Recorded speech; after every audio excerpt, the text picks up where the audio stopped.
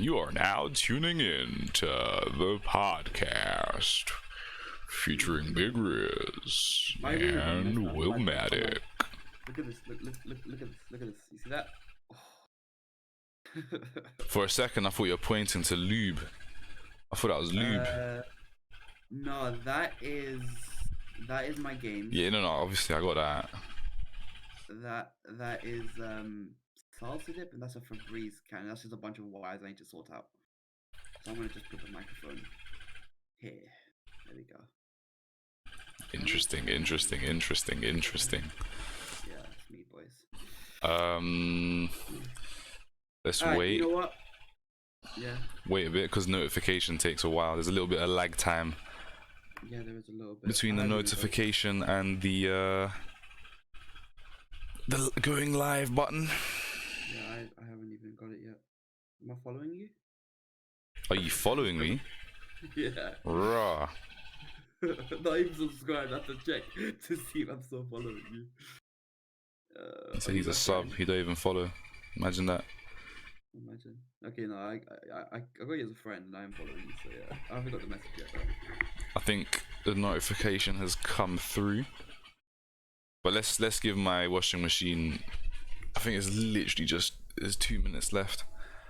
Yeah. I'm gonna have to run at one point to just turn it off, otherwise it'll be beeping. Oh, you should be. It'll go beep beep beep like that. I've always wanted to get like a nice washing machine, but then I wanted one of those ones that you can control with your phone. Yeah, you see, you're high tech, bro. We're poor, mate. A washing machine that just does. My shit is so boring, bro. My shit doesn't. You can't even. My one, you can't even control like the spin and stuff. It's just settings. It just has presets. Oh, okay. I think we can control the spin because we got a new one recently. Our old one started leaking, and we had our old one for like 10 years or something. Ever since we moved in, we never changed our washing machine or our stove until last year. Yeah. Mom's like, I want to get a new oven. I was like, why? So we moved in when I was 8. So 14 years. Oh, it's been that long. It's been that long. I've been here forever, bro. I've been here for like that long. Years. 14 years. We had the same until last year. The same oven, like the same stove and cooker, and the same washing machine. The fridge, I think we've never changed. No, we changed it. We did change it. Fridges get loud after a while, so I just change them out. Oh yeah, sometimes when you open the door, it's like, bzzz, but it's fine. It's fine. Just close the door. That never used to piss me off yet until I started recording. So I started like my YouTube channel, because my fridge was making no noise, and then the second I started to start a YouTube channel, bzzz, yeah, happens. That happens. It's always the best. That's why I learned to do the whole. So every time I do like a stream or something, I do this. I see. So I can put it in Adobe Audition, so I can just get the sound of just the mic of just the fridge, and I can just take that sound out. Do you think? Oh, you use OBS, so you don't see my thing's so different now. Yeah, I use Streamlabs OBS because I looked at OBS and it's just I was like, whoa, it's just mad. Yeah, like to me, it just looked crazy. It's also really low quality. Really? Like if you do anything higher than 720p, it doesn't support HDR either, so it's just very like if you watch any of my streams, it looks very washed out compared to like if you look at some of my recorded gameplays, it looks proper. Like can you not do like scenes and stuff? Like I can switch to my cam or the starting, see, like I can just switch to the starting screen. There's my subs. Here's just a normal screen record, so the subs and all that just disappears off the overlay. I mean, you're just talking. I can't actually see what you're doing. No, just look at your. If you're watching the stream, look at it. 1 second. I don't think I can switch to cam. Yeah, it'll just be black because obviously cam's in use right now. But yeah. Wow, look at these smart and handsome boys. Aw. Who's that? That was Jets or Jetski. Oh. My first ever sub. Jet. So yeah, you gotta respect his name. But yeah. Oh, let me see how you sound. Yeah. Check how I sound, and if there's any echo. Yo, what you talking about, guys? It's big, bros.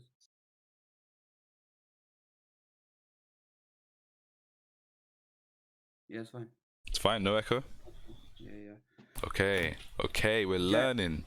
if you're there, just Wait, let us know if there's like any echo. that's the beep. One sec. Don't know if you can hear that. Yeah, it's mad.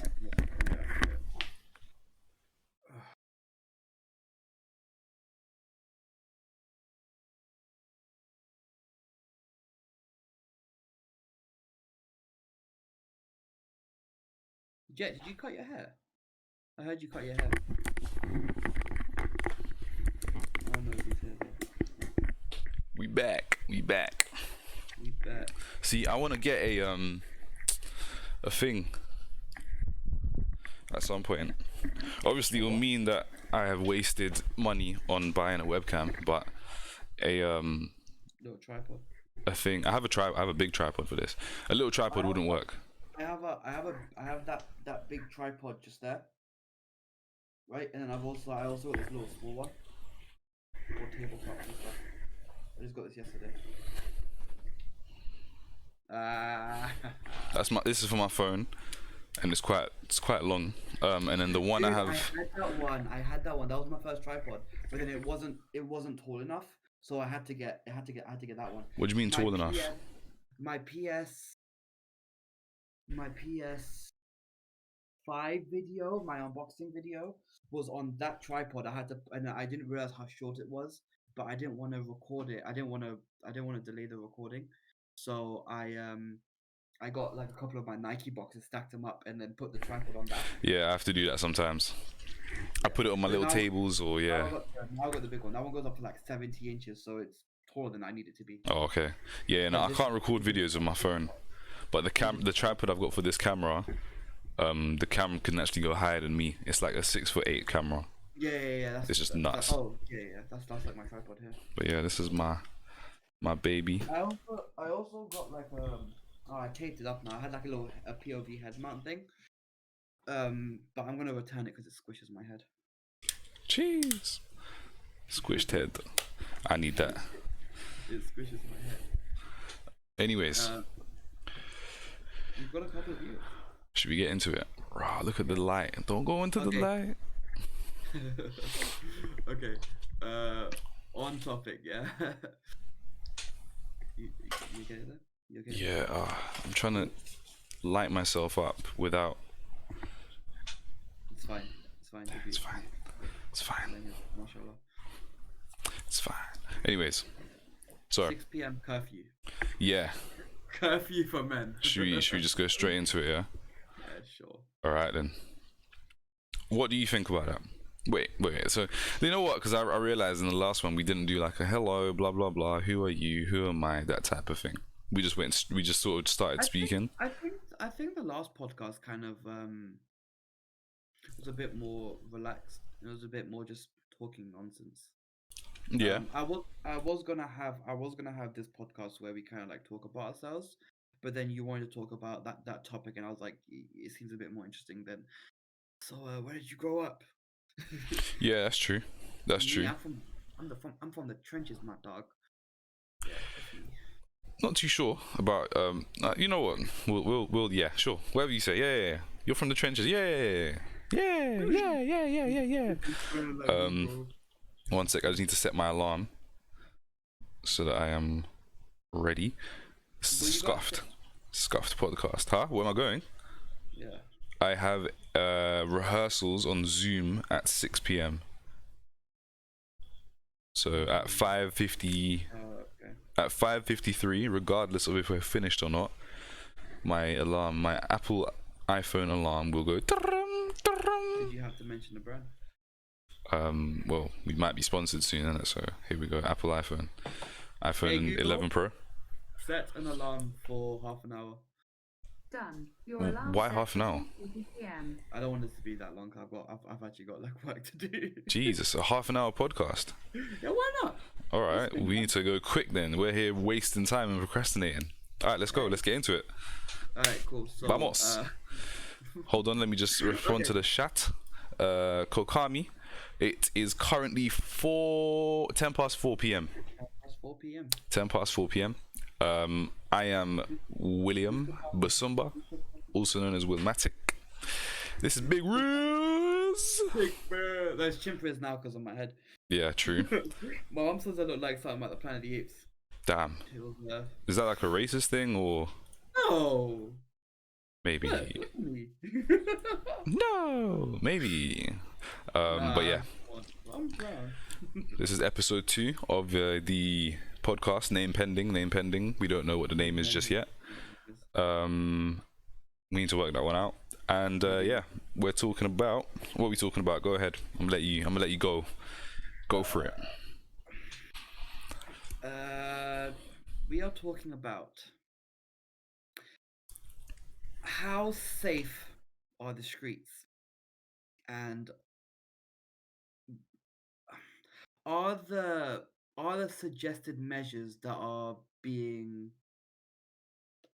what's the term? Oh, my name's Riz. Someone could call me. Asked, are the measures that are being suggested actual solutions, or are they gonna potentially cause more damage than necessary? You know, I think that's a good way to start it. Yeah.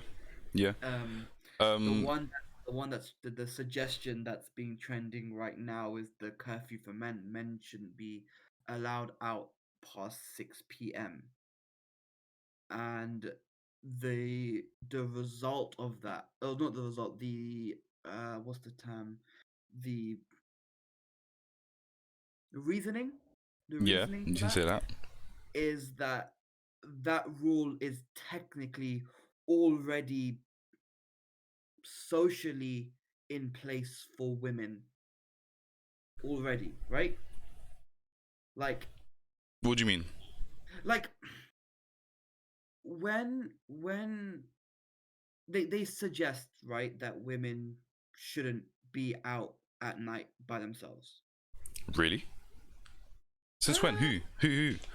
No, like, it's more dangerous, right? Because there's less people out. Whereas a guy possibly isn't really given that sort of social restriction, in a sense.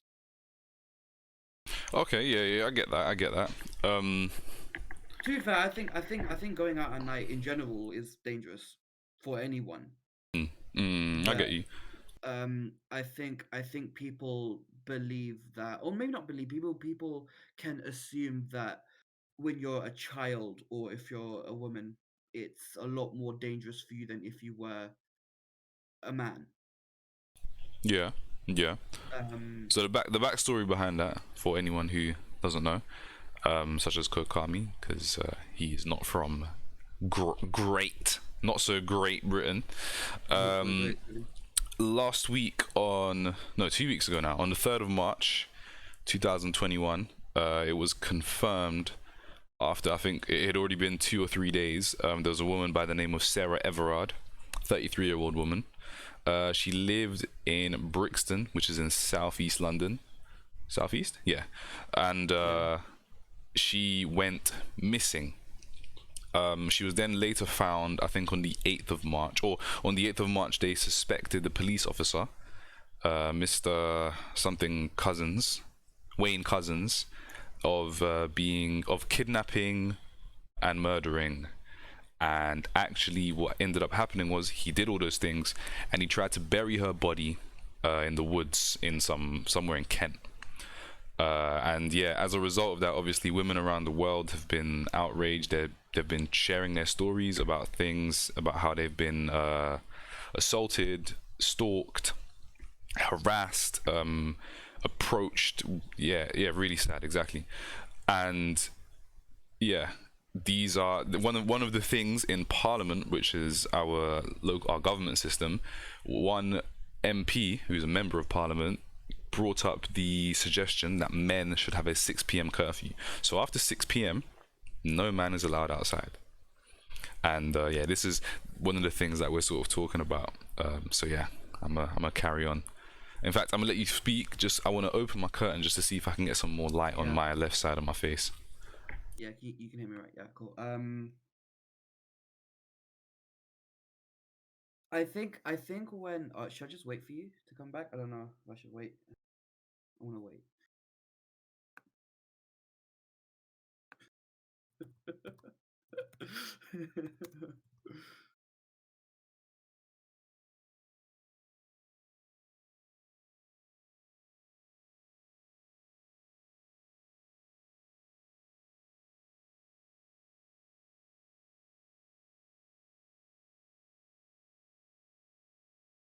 I think this is a good. I think this is a good chance. A good. I don't know what to do. This is a good opportunity to talk about our first sponsor, G Fuel.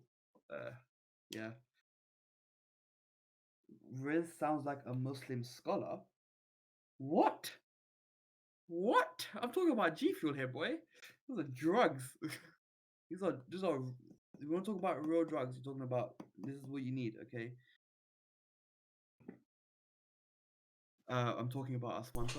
What the hell have I just joined? Oh, sponsor, G Fuel, And code Big apparently Riz. apparently I sound like a Muslim scholar. No, no. Who's FXSN? Finessa. Who's He's the that? number one Call of Duty Warzone player. Okay. He earns plenty of Vanessa, cash. I am doing something that I almost never do, and that's thinking before I speak. So I'm gonna, I'm gonna, um, I'm gonna choose my words. Make sure I don't say something. Yeah, I think when Wrong. you actually think about what you say before you say Yeah. it, you actually do come across as somewhat Normally- intelligent, Yeah. which is normally when I speak, interesting. my mouth moves faster than my brain. So I just waffle. I'm like the waffle king. But okay, so there was also like a bunch of people who talking about like their experiences. The statistic of 1 in 5 women get harassed is like it's believable, but like when I saw it, I was like, that's insane if you think about it. But then I don't see that as unrealistic because I think whenever I talk to girls, like they I think it's 1 in 5 say that they've probably been harassed or they felt that they've been harassed, and sometimes apparently a guy can do it and they don't even realize that they're doing it, which kind of makes me think that maybe me or one of my friends might have done it without noticing, because maybe we think it's joking, maybe guys think that they're joking, and jokes can't always be perceived as funny to everyone. um there was this whole trend popping up, like this whole not all men thing, and that's like fair enough, it's not all men, obviously. But I think people who advocate like both the whole it's not all men, but also the people that are saying but maybe it is all men, I think they're both like they're just it's too extreme. I think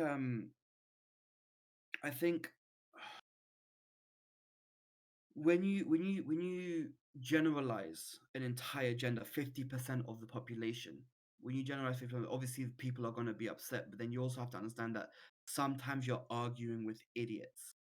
Sometimes you're arguing with idiots, because when you generalize an entire population, male or female, right? But there are idiot men, and then there are people that actually care, and then there are idiot females, and there are also females that care. So it goes both ways.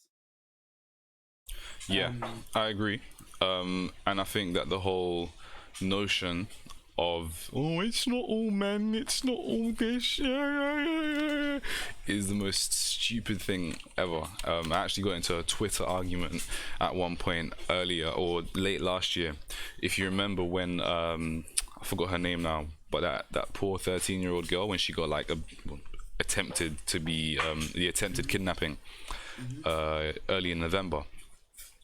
And so obviously everyone's on Twitter, and that's how they found the guy ultimately, Caden, whatever his name is. And I got into a Twitter altercation, I'm trying to find it, where one guy was like, yeah, but it's not all men, it's not all men. And I literally brought out the statistics, and I was telling him, bro, listen, we know it's not all men. I'm not like that. You might not be like that, but there are too many that are like that. That's the issue. It kind of reminds me of the whole like the Black Lives Matter movement, and then people are like, "Well, so the other lives don't matter?" Like that's not. It's not the point. It's not the point.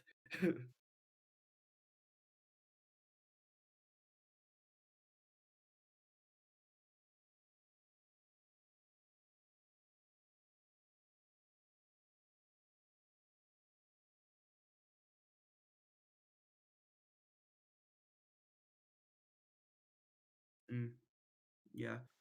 I saw this. Yeah, sorry.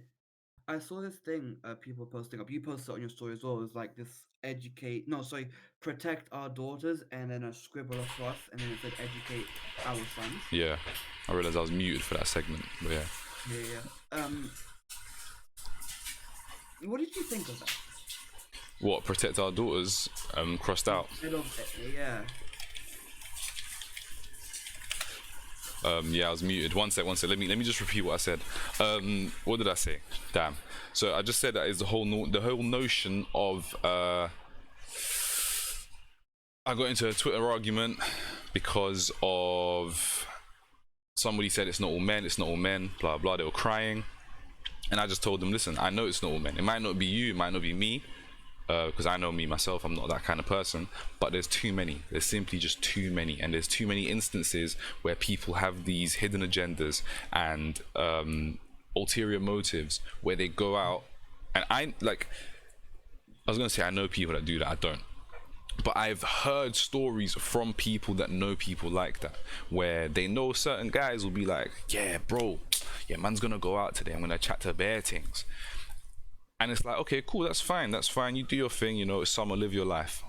But then these people know the way this guy is, and this guy is one of those people that are like, yeah, I'm gonna chat to bare things. They chat to someone, say, yo, excuse me, you know, I find you attractive, let me get your number, let me get your Snap, Instagram, whatever. They say, no, I'm not interested, I've got a boyfriend or whatever.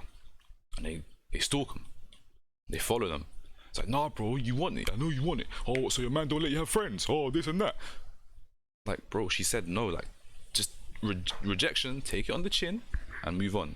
If you want to go chat to bare things, then why are you so focused on this one that said no? Do you ever see those old R&B videos? I know Chris Brown had like the "Yo, excuse me, miss," where like Say from across the boom. Like he's following her across the street and she's hard to get. And then the guys are probably thinking, yeah, bro, she's loving it, bro. She's loving it, bro. Trust me. So then, what do you think that should get cancelled? Chris Brown cancelled?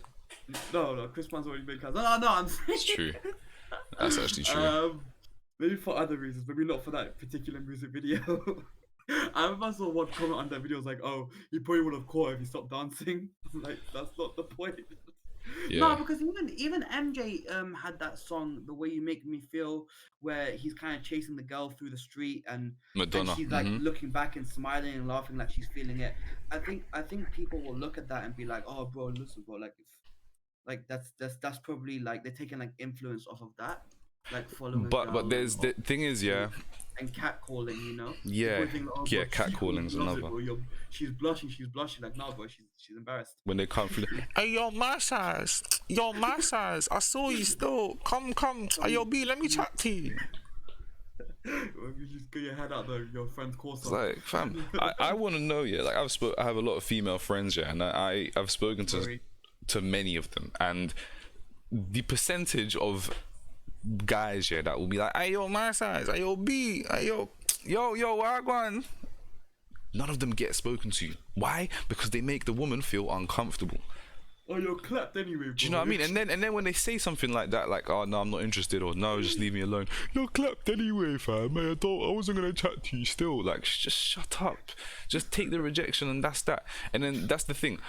That's even like best case scenario a lot of the time. And that's the sad part. The sad part is, best case scenario is when they just say, oh, you're clapped anyway, and then leave it. The worst case is they stalk them. They start following them home. They follow them around corners. They, if they're in a car, they start beeping the car horn, making them feel even more uncomfortable. Then they physically grab them. They grab their arm. Like, yeah, and there's been instances of these things. And then obviously that all leads to rape and to the whole, like, to these atrocities and just criminal offenses, essentially. I mean, not essentially, just that's what it is. And it's just, I just find it's hard to talk about, and it's hard to even put into words my frustration for it. Like, I just don't know, like, and I'm trying to find this tweet where I was talking to this guy who was trying to say, you know, it's not all men, because of course it isn't all men, but that's the whole point is it's too many. And the fact that women can't go outside without looking at a man and immediately thinking, like, this guy could look like me, he could look like you, he could look like he's about to do something, but they immediately look at any man and they think, oh, this guy could do something to me. This guy is capable of doing something to me. And they live in this constant fear where they basically are like inferior in society, because you're not equal. If you're in fear of the opposite gender, you're not equals in society. I'm sorry, like, you're not, and that's wrong. I think that is so wrong. I think I've heard people use the shark analogy thing. I don't know, like the shark. Or, your mic's like really off focus, by the way. Not your mic, your camera. Oh man, there we go. There we go. Yeah, it's fine. I remember the shark analogy. Like this whole, okay, cool. You know not to go into a shark tank with covered in meat, essentially, right? Covered in meat and blood. You can tell a shark. You can't tell a shark not to attack someone. You can tell a person not to assault someone. yeah, There's exactly. there's a there's a way to educate people. You can't educate an animal. You can't do it. But I've heard the shark analogy before, and it's kind of weird. I just think that too many men are willing to use the excuse, like, the typical excuses. She was asking for it. Oh, why was she dressed like this? Why was she doing this? Why was she blah blah blah? Why were you out at this time? And even with this whole Sarah Everard thing, people are actually trying to use those excuses of why was she out at 9 p.m. Bro, it's 9 fucking p.m. It's not even 12 a.m. or 1 a.m. Exactly, it's not 2 a.m. It's 9 p.m, bro. When I finished working, some of my shifts I'd finish at 10 p.m, 10:30 p.m. Yeah. So what? Women, and I worked with women. Why is it fair that these women finish their shifts and then they're scared to go home? And then, the whole, okay, book a taxi or go by train. Bro, all these things happen. These things happen when they're just on their way to work, on their way to the grocery store, just chilling on the street on a bench in a park. I have a friend who, that's actually a personal story, so I'm not gonna say too much of it, but she was physically assaulted when she was very young, below legal age, when she was a minor, and to this day still has trauma from that. She's only just started speaking about that. I think last year was the first time that she told me, and I was the only person. So I'm not going to bait out who, I'm not going to say whatever, and I'm not going to go further into more detail, but that happened to her when she was a minor, and she didn't report it to anybody because she was afraid. And this speaks to this issue of how many times has this happened, where women are just afraid to even go and report it. Women are afraid to go and speak to other women, other people. She told me that she tried to convince herself that it didn't even happen. She tried to forget it. Say again? Was she assaulted by a stranger? She was assaulted by a stranger in a park. Because I've heard statistics that majority of those sorts of cases happen from people they know, like friends and stuff. Oh, no, this was a complete stranger, walking home from school, I believe. And yeah, it just, and then she told me what happened, and it's sickening, it's disgusting. And the fact that that man obviously thought, he basically didn't see wrong in it, because why would you do something if you know it's wrong? You wouldn't do it. If you know it can get you into trouble, you wouldn't do it. Why do you think always. Not always, but like, especially in this sense, bro, like, this sense, it's different to like drinking or smoking, it's different to drinking and smoking. This isn't a vice. This isn't something that is like, it's not even addiction like drugs. This is just pure sickening behavior. It's just disgusting behavior. I think people need to understand that, and it's not perfect, but in a perfect world, there are a lot of issues in a perfect world. I think a solution, not a solution, I don't have a solution. There's never going to be a solution. The issue is, right, is that these people exist. They've existed forever. They exist everywhere, and they're going to exist forever. They are going to exist forever. It's impossible. It's impossible, bro. Like it's it's one of the strongest forms of temptation I can think of in the world, right? Sex, basically, right? And if people aren't getting it, or if sick, twisted people aren't getting it, they're going to try and give in to that temptation, or find a way to satisfy that temptation one way or another, right? Yeah. I think there is nothing we can do other than do both, as in protect women but also educate men. I think you need to do both, because unfortunately, it's never gonna go away. Or at least those people are never gonna go away. The actual crime, maybe, but those people probably won't, because some of them could have mental disabilities. Some of them can be twisted. Oh, I want to say all of them probably have mental disabilities. I'm not gonna lie. It's not a normal form of thinking to think that that's okay, to think that that's reasonable. Okay, it's probably some form of getting back from some sort of like trauma from childhood, or maybe they want to traumatize someone because they're traumatized, or they don't think it's an issue, or maybe they're just really fucked up. This is really fucked up, right? I think it's important to do both. I think um and I didn't want to make this religious, but like Islam and religion teaches to do both.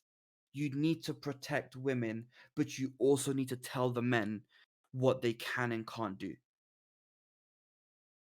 I know people say that, oh no, it's unfair that just because I'm a woman, I have to be more precautious.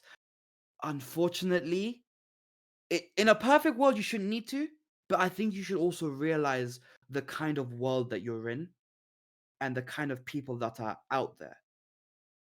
I wouldn't go to, and I'm a guy, I wouldn't go to a dangerous neighborhood in the middle of the night, because I know that's probably not the smartest thing, right? Because I know that criminals exist.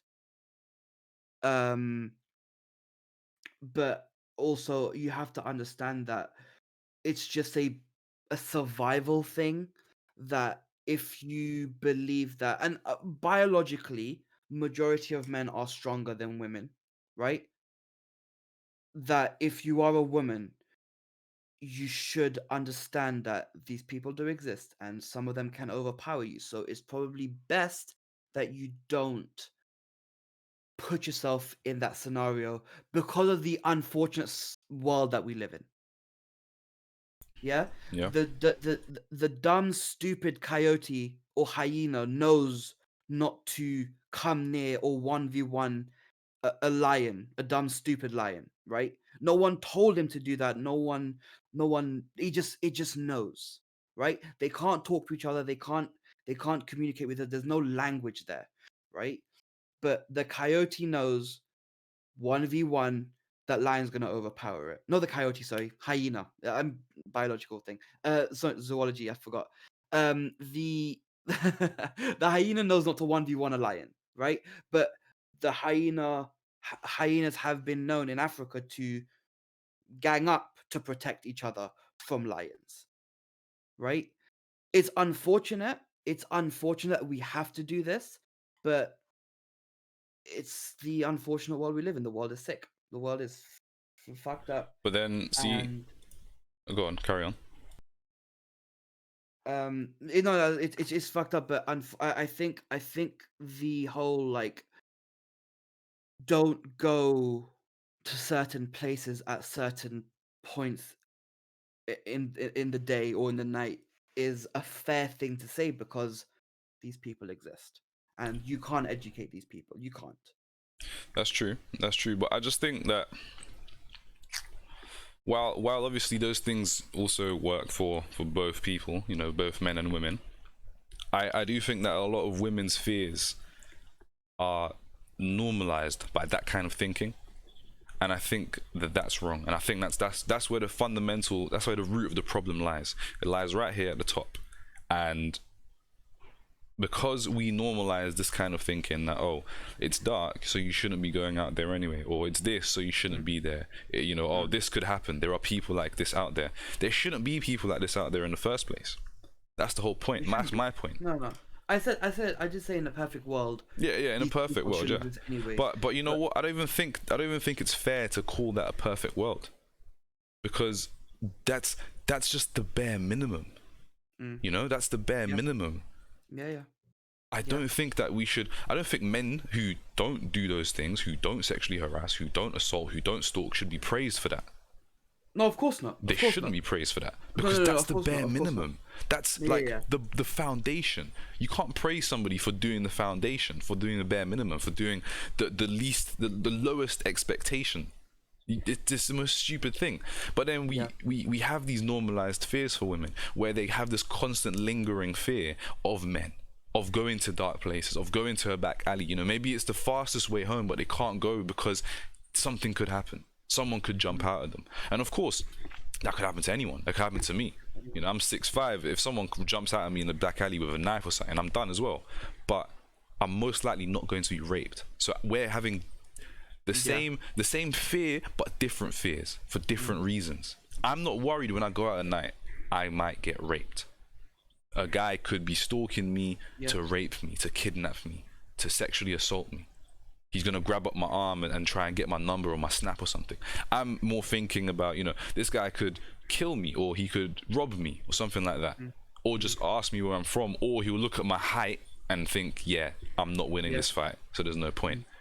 Women are, on general, as you said, weaker physically and shorter than men. So they don't have much going for them in that sense, where if someone was to come, imagine someone of my height, my stature, 6'5", I'm quite big, quite bulky, quite muscly. They go to the gym, and today they realize, you know what, I'm gonna go outside and I'm gonna find a victim. And they find this woman, maybe she's 5'2", maybe she's even 6 foot. But if I'm 6'4", 6'5", what chance does she have? There's none. Realistically, there's none. And so women of all statures, all heights, all cultures, just women in general, have this constant lingering fear where they believe that any man is capable of doing anything. And as we saw by that picture of Mr. Wayne Couzens when I was talking on my stream, so if anyone here tuned into that, they can look like anyone. They can look happy, smiley. They can look like me, like, oh, it's not me, but like they can look happy, smiley, like a nice family man, a nice career man. He was a police officer, for fuck's sake. Yeah. Sorry, I don't mean to swear, but he was a police officer. He was in charge of, he was responsible of protecting diplomats. He worked in the US Embassy. He was a trustworthy guy, and he was capable of kidnapping, most likely sexually assaulting or raping, murdering, and then going to hide the body in a forest. That is a sick and twisted man who was in a high position in society. And like, I just don't think that like this normalization of women's fears, like, oh, this happens, so prepare for the worst kind of thing. I just don't think it's right. I don't think it's good. When I say, I don't say those exact words, but when I say these things happen, so you should prepare, I don't mean as if like it's like a normalization. I think what I meant by that was, it's unfortunate that it happens, and use that to be precautious.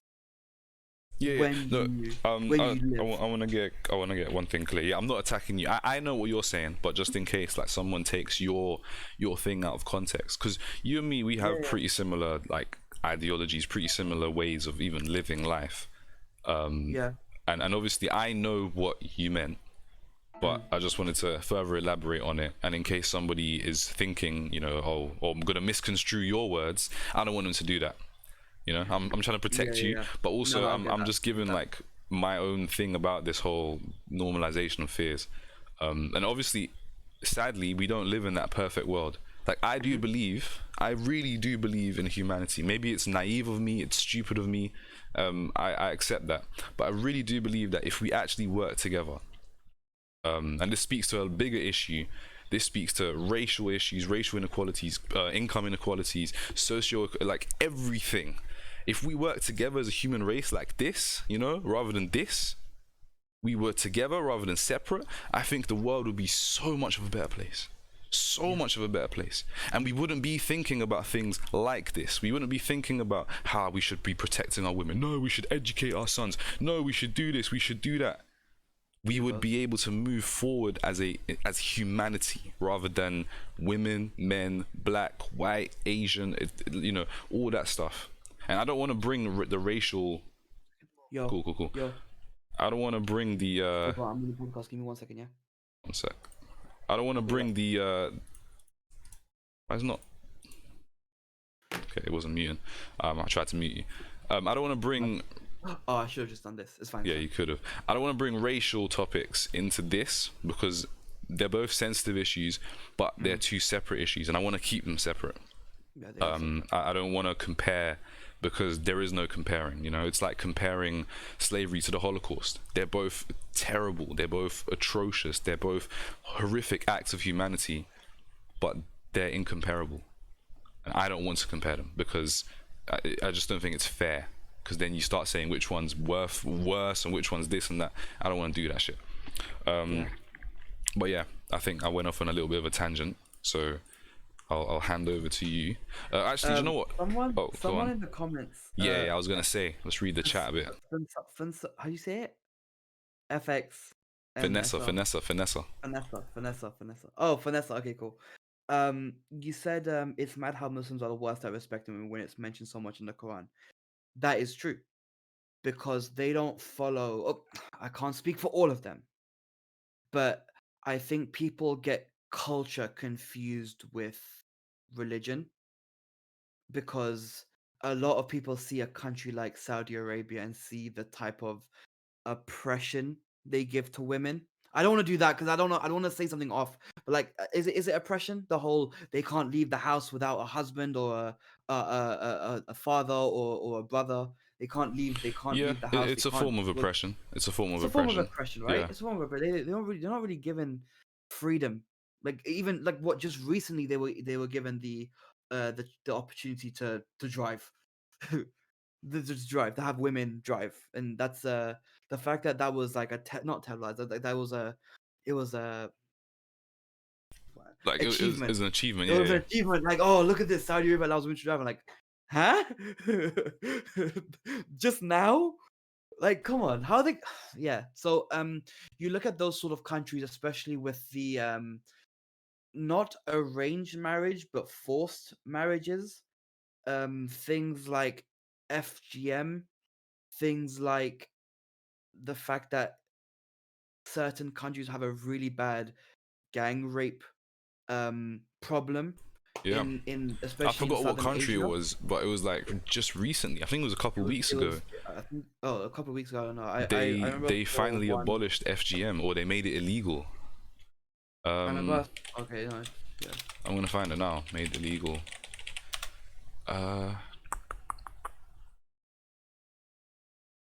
Sudan. No, that was 1st of May 2020.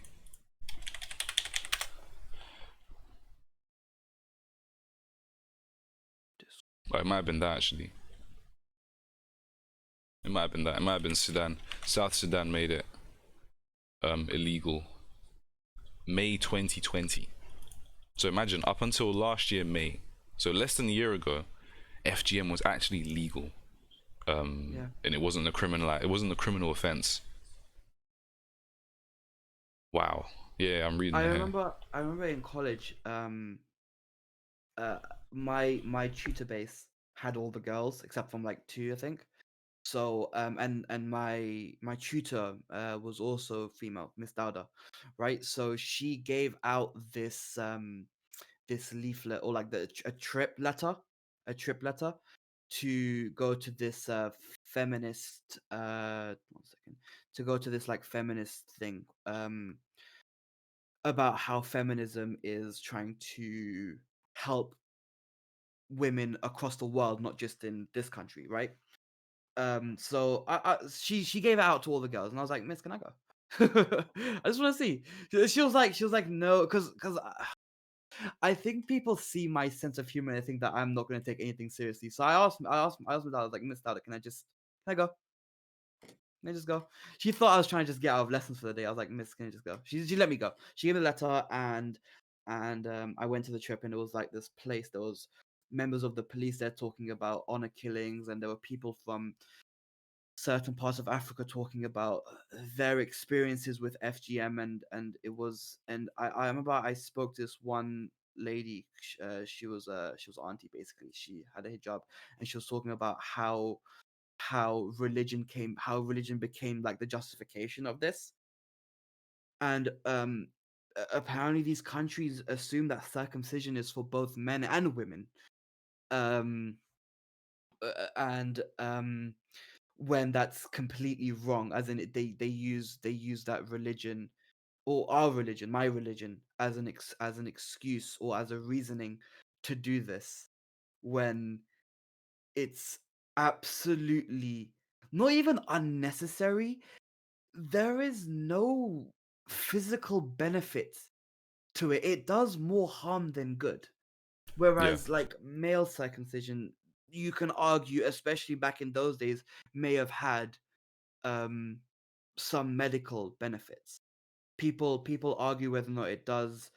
Um People argue whether or not it does. I think they could be, maybe in first world society 2021, maybe not anymore, but those like health benefits of keeping the stuff cleaner is different to just whatever the hell they're doing to the females over there. Yeah, you just It's wash your dick and balls it's pretty much. completely different, and it's nuts that people use their culture, and then it misconstrues what the difference between culture and religion. So when the guy said how it's mad how Muslims are really bad at respecting women, which it can be true, because unfortunately the culture uses the religion as reasoning, and ignorance is bliss, isn't it? Yeah, I think that could probably be a topic for the next time, unless we were gonna do a longer podcast today. But you obviously have something to do. No, I'm done. I can go a little longer. Yeah, I mean, nah, because this is quite a big one as well. But Yeah. I just want to sort of just touch on it as well from my own thing. I think that happens with a lot of things, where people blame religion, especially for the culture. And that's because obviously the culture is religious culture, but they've adopted parts of the religion which suit them and suit their narrative, suit their behavior, basically, and then basically gone and just ran away with it and made it into this completely different thing. And as the years have gone past, the years have gone on, and tradition has been created, we have things like Saudi Arabia finally legalizing women being able to drive. Things like that, simply because they've taken this one little thing, one little passage or line or paragraph from years and years and years ago, and then they adopted it. They said, yeah, this is great, fantastic. And normally it comes down to money and power as well, pretty much all the time. And then, of course, after years and years and years and years and years of practicing this one little line and forgetting about the rest of the text, the rest of the scripture, this one little line becomes a tradition. And then it takes them until 2020 or whenever it was to legalize female driving, to give women education, or even in this country, to give women the right to vote. Things like that. I was 1918 or 17 after the whole suffragette movement. And it's like things have been taken out of context essentially from years ago, adopted and morphed and merged and changed over the years through this timeline, and then by the time you get here, it's become almost unrecognizable from what it once was. And that's why it's easy for us to blame, oh, it's the religion, it's this, it's that, when actually it's not. Sorry, go on. I've got a very so no, I was just trying to interrupt you. I've got a very good example. It has nothing to do with what we were talking about, of how like reading one line of of a scripture can completely change people's, or make people's minds up to completely antagonize a way's belief. So people ask me, someone kept asking me, like, who's an atheist, and they always said, oh, why does the Quran say to kill all non-believers, right, to behead non-believers? So I didn't know. So I read the Quran, and I mean, I've read it, but then I actually read that particular passage, and I read it in the English translation, right, to actually fully understand what that meant, right? It doesn't say that. What it says is, and the guy showed me the line, so I went to that verse and I read that verse. Essentially, what it says is, instead of saying, it doesn't say behead the non-believers.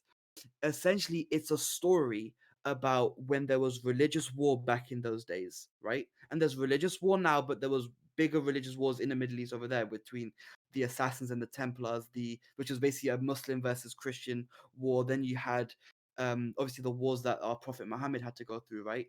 Essentially, what that meant was, in religious war, if you are fighting an enemy, the only way at the time, because they had just swords, they didn't have guns and stuff, right? To absolutely confirm that this person isn't suffering is to attack them at the neck.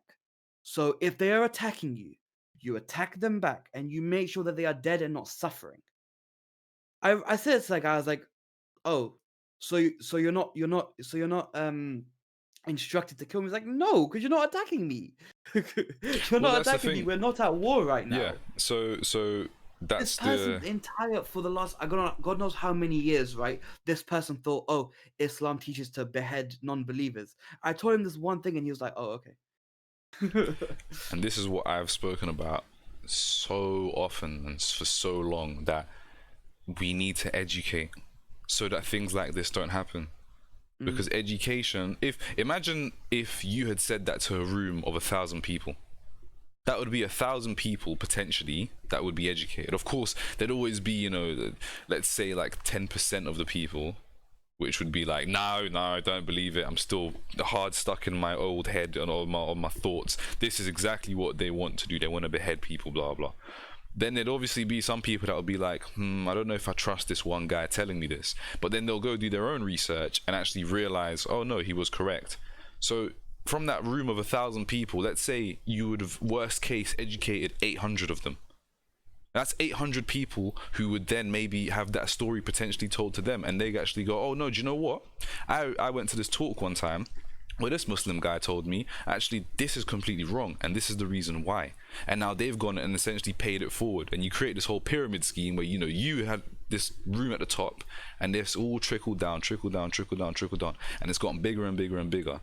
And because of one person taking the time out to educate, we have stopped millions and potentially millions of people carrying on this belief that Muslim people are instructed to behead non-believers, and all, just every other sort of misconstrued notion that people have, especially when it comes to Islam, because that is, I think, it's the youngest religion, and so of course right now it's gonna be the most misunderstood, simply because it's basically finding its roots. It's built its foundation, and now it's spreading, because that's what religions do. Christianity had its time, Judaism had its time, Hinduism had its time.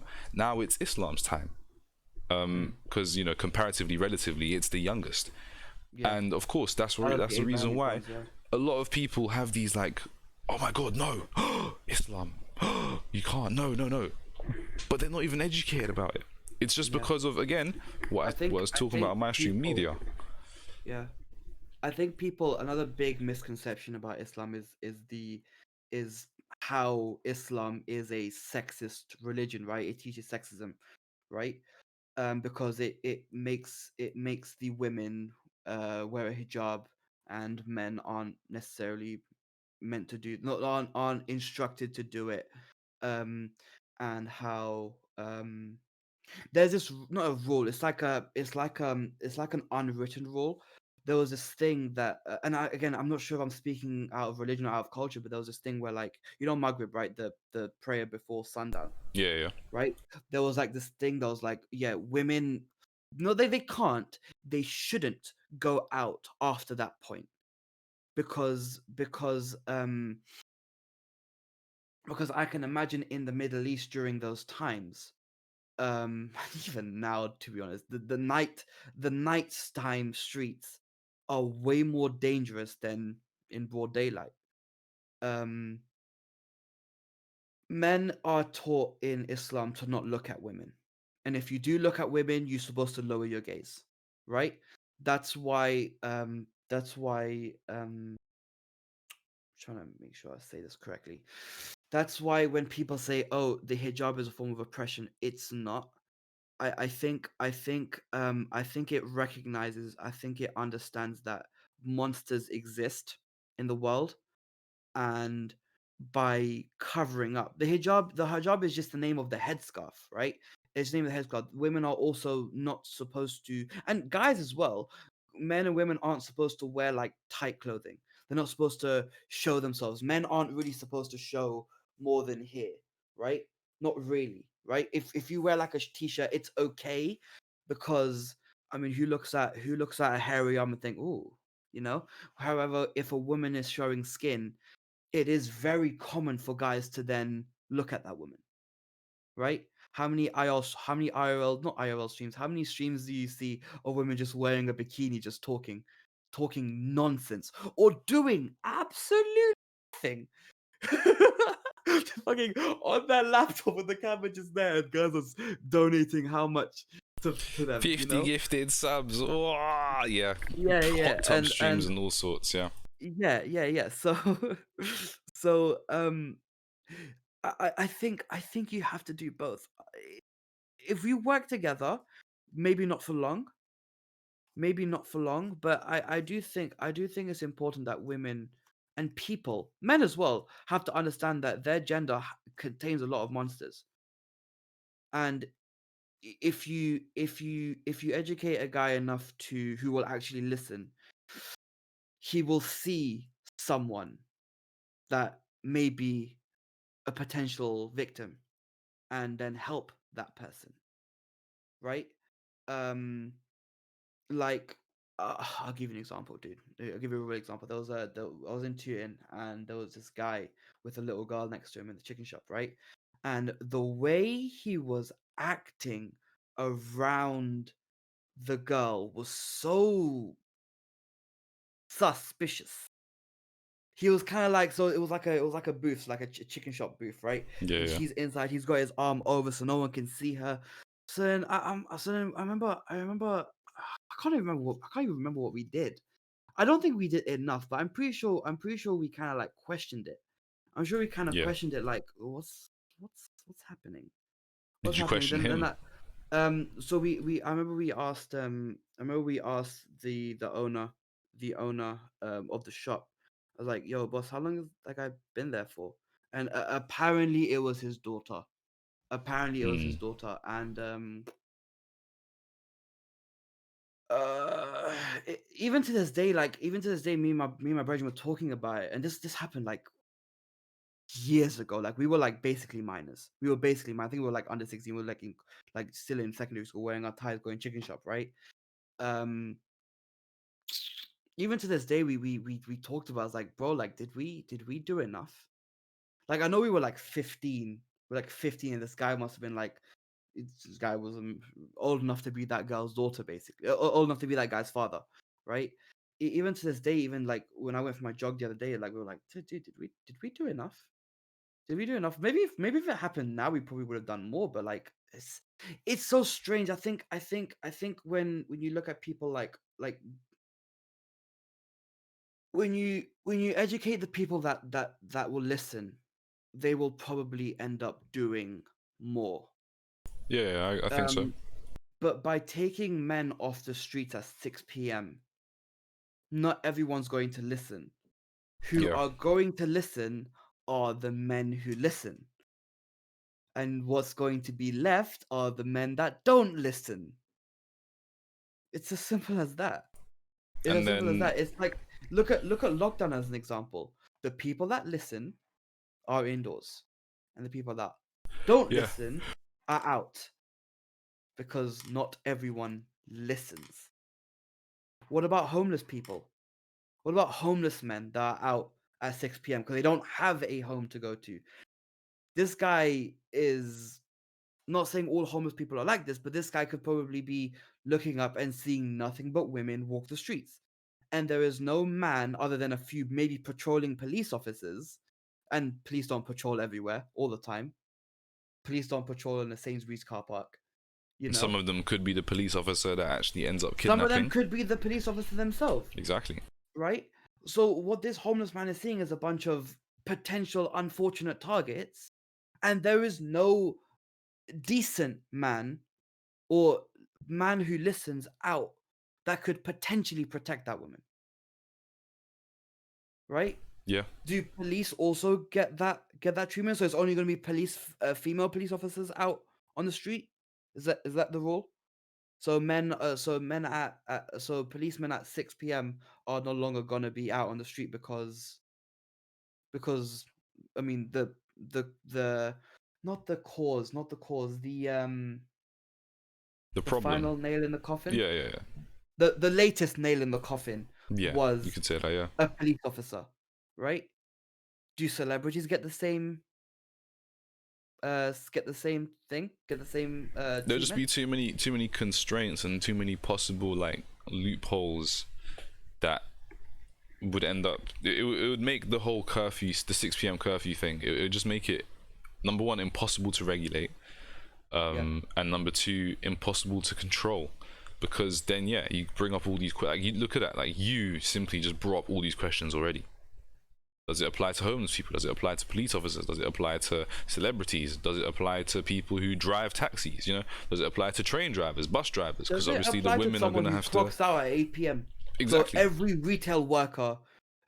or people that do night shift, you know, people that work in warehouses and do a night shift, or are driving to pick up their wives or daughters from school. Maybe their daughter had a basketball match or a football match or something, and it finished at 7 p.m. but only the father is able to pick up the daughter because the mum's also working late.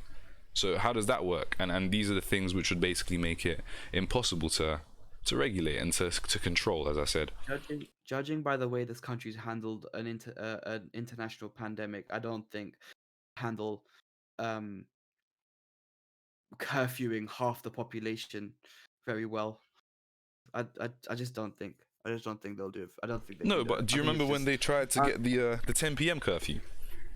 And how busy that was. Just nuts. Like, it just backfired instantly. What happened was, you had a bunch of people, and I can only imagine what it was like for you going home. You live in central London. People bottlenecking at Oxford Circus Station. Yep, it's exactly what happened. Trying to get home. Exactly what happened. It was like 10 p.m. Oh, 10 p.m. Okay, everyone goes to the station now. And you know what's going to happen at 6 p.m.? Do you know what's going to happen at 6 p.m.? You know who's going to be roaming the streets? Drunk people, because they're going to have the sesh, bro. Like, all right, lads, we've got 20 minutes left. Let's get a bunch of rounds and blah, blah, blah. You're going to have drunk people on the streets. And then when everyone's trying to go home, knowing how men are, when you have those massive bottlenecks at stations and at bus stations, at train stations, and everyone is there, and in the train, you know, you're standing behind the woman or something, there are stories, multiple stories of women getting groped on a train. Women being groped on buses, at bus stations, train stations. And men can play it off like, oh, I was just trying to get past. Sorry, excuse me. Oh, yeah, excuse, like things like that. And like, you know, yeah, we laugh about it. And it's like, it can be made into a joke, but it's a very serious thing that happens. Yeah. It's a very serious thing that happens. Happens in clubs, it happens in train stations, bus stations. So imagine they impose this 6 p.m. curfew and you have all the men rushing to get home. All the women also maybe are coming out of the station or going home because they just feel tired. What's going to happen then? How many more cases are we going to see? And one or two police officers in a station, or even 5, are not going to be able to control an entire herd of people. There's no way. There's no policeman in this train. Exactly. In the train too, yeah. It's the same shit. Not in the train, not in the elevator. Not elevator, sorry, lift. Wow. Sorry, American, bro. Men are dodgy. It's like the older they get, the creepier they get. Love groping at a big age. It's so true. Yeah. It's so true. Yeah, old men, for some reason. Like, even like pedophiles, when you look at them, most of them are older. They're like in their, you know, late 40s, 50s. And for some reason, it's like, yeah, but then that also speaks to what were they doing in their younger days. Why have they only been clocked now? How many more victims do they potentially have? It's definitely, but like I can't say it's. I mean, obviously, I'm generalizing, but it definitely has to stem from some form of trauma, bro. Yeah, I think you were right, because you mentioned it People. earlier, right? Like trauma and mental disabilities or something. Yeah. So it's like I'm traumatized, so I'm going to traumatize. Inflict that sort of pain. It's like Like that sense of entitlement where I feel a certain type of way, so now you have to feel a certain type of way because of my issues in my past. And I just don't yeah, think that's right. It's terrible. It's horrible. It's just bad. It's just bad. Bottom line, it's just bad. It needs to stop. We need education. thing is, women are more sexual than men, but how comes they can control themselves? Um, I guess it stems from one of Vanessa. Yeah. Then- It's I popped up on the think screen, I I think. think it's to do with stigmatism. I think no, no. I think uh, I'm gonna say, well, I mean, do you you think can. do you think men have a bigger sex drive than women? Do you think men are hornier than women? I don't think so. I just think Mm, women know how to control themselves for some reason, and I think it goes back to our very primal animalistic desires and roots, where even back in the days, about the stories of the alpha male, where the guy who was the most powerful, the strongest, was the chief, was the alpha. He had the best wife, he had the most wives, he was the guy with like the best sperm. So and that's the thing, I think that a lot of men still to this day, we carry those things forward, those very yeah, primal primitive mindsets, where we want to be the alpha, we want to be the manliest man. So therefore, we want to impose ourselves and be like, yo, this is my territory. And we want to go to those women and be like, yeah, if I really wanted you, I could have you. So that's why they go and do those kinds of things. Whereas women can just control themselves. If you speak to women, yeah, they're definitely more horny. I agree. I agree. I don't know. I kind of think we would need to talk to a woman to get her perspective on that. Someone yeah. who is obviously open with talking about like their horniness and stuff on camera. To uh post adolescent men. Exactly. But like, I think that's what it comes down to. For the men's side, I can't speak for women, of course, but for the men's side, I think that's what it comes down to, where we're still stuck in our very old and primitive mindsets, where everyone sort of says, like, it's like a joke, oh yeah, men develop later than women, and like, oh, boys will be boys, that type of thing. And it can almost be used as an excuse. Women are more sensible than men. I think if a guy has um a stronger sense of humor, if guys have a bit more of a childish, boyish personality, um, it can just be seen as boys being boys, right? Whereas if a girl does the same thing, if a girl makes the same jokes a guy makes, then it can be seen as cringy, like, Yeah, oh, it's not ladylike, you know.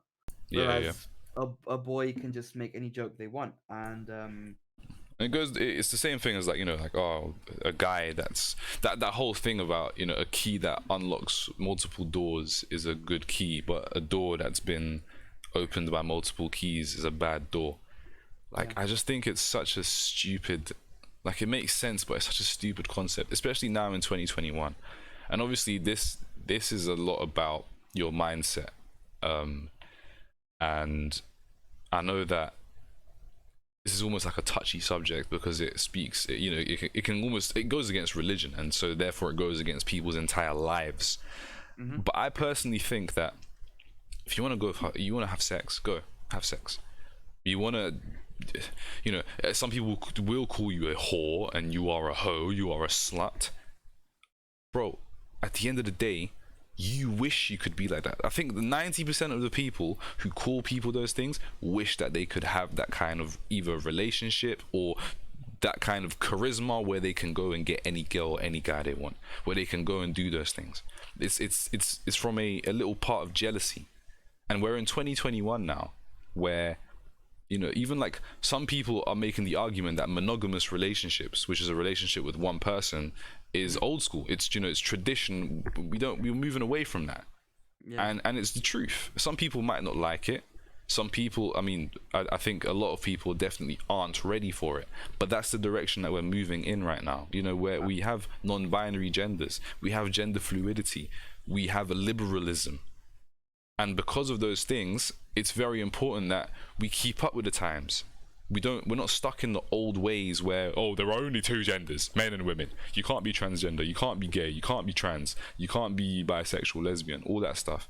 You must have one partner. If you are in a relationship with somebody and you both agree that you're going to be having I forgot what the actual term, but you're going to have multiple partners, that's on you. Polyamory? Yes, polyamorous relationship. To me, really, if you ask me, I don't think I'd be able to do it. But if for some reason I said, you know what, yeah, I kind of want that, and my girlfriend, well, she would be my girlfriend, but we both agree, like, we can see other people, this is an open relationship, I don't think that matters, and I don't think anybody else should be in our business. If you want to call her a hoe, that's your own issue. But sorry, go on.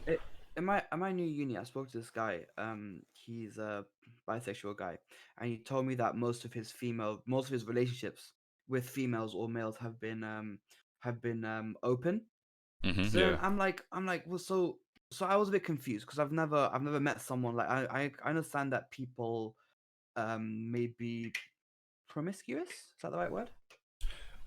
Promiscuous is like you're quite flirtatious, and like you almost invite the Okay, I would say people are like, let's just say people live a promiscuous lifestyle, right? Okay. But usually they're single, right? I'm like, so I asked him, I was like, so when you're with your girlfriend, would you also see other girls? And he'd be like, yeah, and she may also see other guys. So I'm like, so what's the point of being in a relationship? When the one thing that would be seen as sacred for most relationships would be so is so open, in literally open as an open relationship. They said that no, like the communication, the company, the whole thing is just there. Sex is just considered a activity that they do. Yeah. It's just an activity. I agree. I never ever saw it like that before then. I was like, that's a thing. Like, I mean, look, I guess sex is an activity. I guess it's an activity. It's a thing, right? But like when you're in a relationship, I've never, because cheating's such a big, like a big no thing. It's very it's like the worst thing you can do in a relationship. But in this guy's case, right? He's never been cheated on. He's never cheated because they don't think cheating is a thing. I Yeah. never really understood the concept of marriage, even as a Muslim. From what I've always understood, right, is marriage has been and still is essentially insurance for the woman and the children, so that if you are legally bounded together and the guy happens to run off, they've spent X amount of years where the guy has grinded all his money, and the guy's been grinding working, and the woman has grinded looking after the children and raising human beings, right? To become people, right? She like when the guy runs off, or if the guy runs off, or they happen to break up, because breakups happen in any form of relationship, right? That there is at least a chance that the kids and the woman are looked after by this guy, because they have chosen a lifestyle where the guy chose to make all the money and the woman chose to raise the mini humans, Yeah. right? To all that, right? Which is why I never understood the concept of a prenup, I never understood the concept of freedom. Like, then what's the point? Well, I never understood the concept of any form of marriage other than that reason. Other than that reason, obviously, I want to get married for the religious reason. I understand that the fuck, what was I gonna say? Fuck, I lost it. I lost it. I lost it. I lost it. that's cool. That's I cool. Yeah, I know it's like the worst thing because I had it. But like when people say, especially, and I don't mean to be discriminatory or saying, but non-religious people say they want to get married. I always ask, why? Why? Why do you want to get married? Why do you look? If you want to be together forever, be together forever. Why do you need a piece of paper and a legally binding document to say that you're together, to share your bank accounts Yep, and to yep, share yep. your assets and to share your name? Cool, fair enough. If you want to do that, then I think the guy should realize. I think the husband or whoever makes the money, whoever decides to, it's 2021, right? Whoever decides to make the money and whoever decides to make the family, let's call it, right, should understand that if that person's doing their role, you're doing your role. This role requires something. It requires an asset which the breadwinner is making, right? He or she brings the bread to the table, and then he or she cooks the bread, does something with the bread, right? It's fair. But I never understood why people outside of marriages or outside of religious reasons would ever want that or would ever want to get married unless a child is involved. So Unless a child is involved.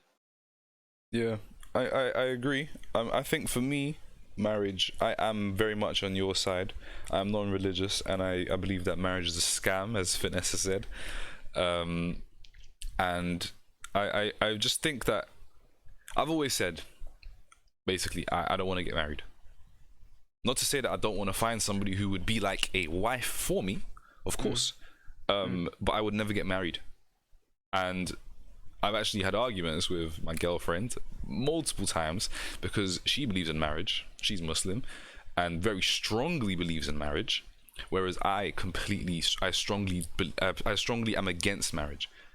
I think it's stupid that we have a piece of paper which might not even be laminated. There are two types of marriages, though. There's religious marriage and then there's the actual Yeah. council marriage. So You yeah, can I get was gonna married in go a into that. mosque. You can get married in a mosque, but then so my mum told me when they got married in the mosque, right, with my dad, they still had to go to the town center to become Yeah, you get married twice. legally Yeah. married. Yeah, essentially. So I believe when you're having this discussion with your other, um, I'm going to assume as a religious person, as a Muslim myself, that if I was ever to get married, it would be for that reason. Because I think Christianity is the same, and I think Judaism is the same. I think they understand that when you get married, there is someone who makes the bread, and then there is someone who makes the family, and both roles are so important. Both roles are so important, so that I don't believe that you should have a case where both parents are working and no one's looking after the kids, right? Yeah, I just think though, what I was gonna say was, marriage is again a very traditional, very old-fashioned thing, where before it Before, meant something. of course. Before, marriage was purely like a religious thing. It was that you two are bound together. God has witnessed it, and that's it. Like, you're together for life now, and that was your sort of insurance. There was that God has witnessed it, and God has Yeah, blessed this marriage. And that's why before, you're supposed to go and get the father's permission for marriage and this and that. Sometimes you give the father money, and like you essentially buy the fucking daughter. And I think it's changed again, where now in the 21st century, marriage is not like the be all and end all. You can be with someone and love them to the bottom of your heart forever. You don't need a piece of paper to confirm that. And that's what I I've don't always get said. it. I never got that. I I don't want a never got piece of that. paper with my signature and your signature to confirm that we love each other. It, to me, is the most stupid thing. I don't need that. I just don't think we need marriage. I think marriage is it was a good concept before. Marriage had value before. Now it holds no weight. Exactly. It held a huge amount of weight. Now it doesn't, bro. After 10 years together, you're legally treated as though you're a married couple.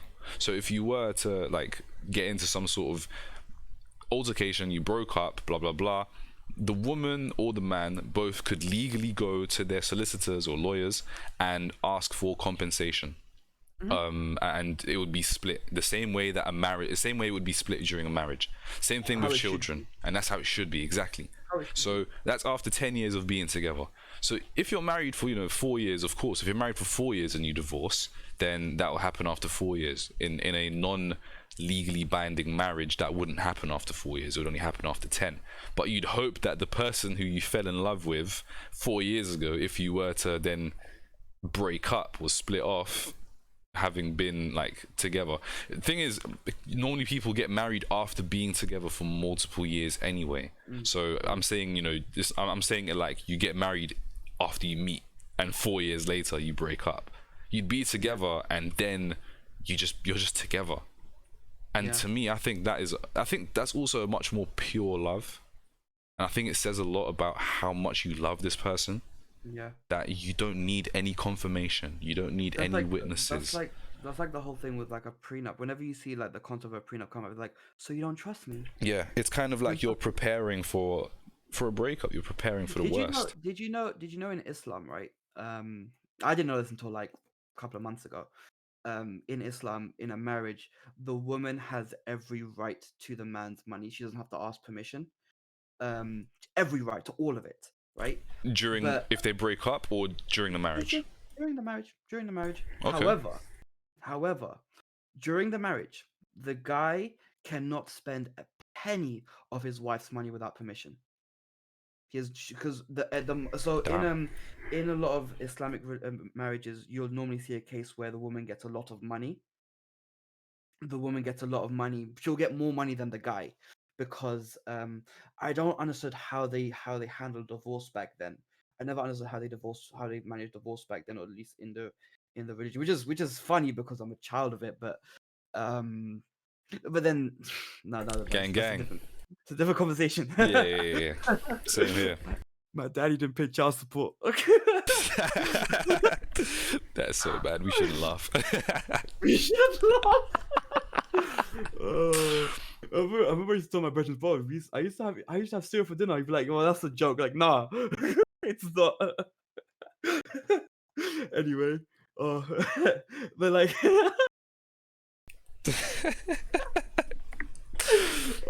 yeah, that was our life. Cereal, that was my life too. Cereal for dinner days, bro. Cereal and chicken and chips was like lucky. $2.90. That's back when it was like £1, $1.99. I remember when my brothers want to go out to see a movie, bro, because it was like a birthday. Mom, can I have £20? £20, bro. I was asking for £5. Nando's in a movie. You're like, Nando's and a movie.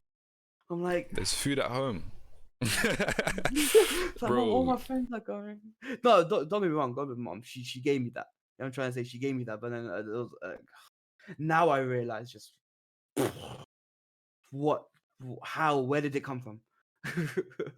Yeah. But yeah, no, like so you'll normally see a case where the woman gets more money than the guy, right? Because it's a case where during the marriage, the wife, she gets all of that money, all of his money at least, entitled to, because the husband looks after the wife, right?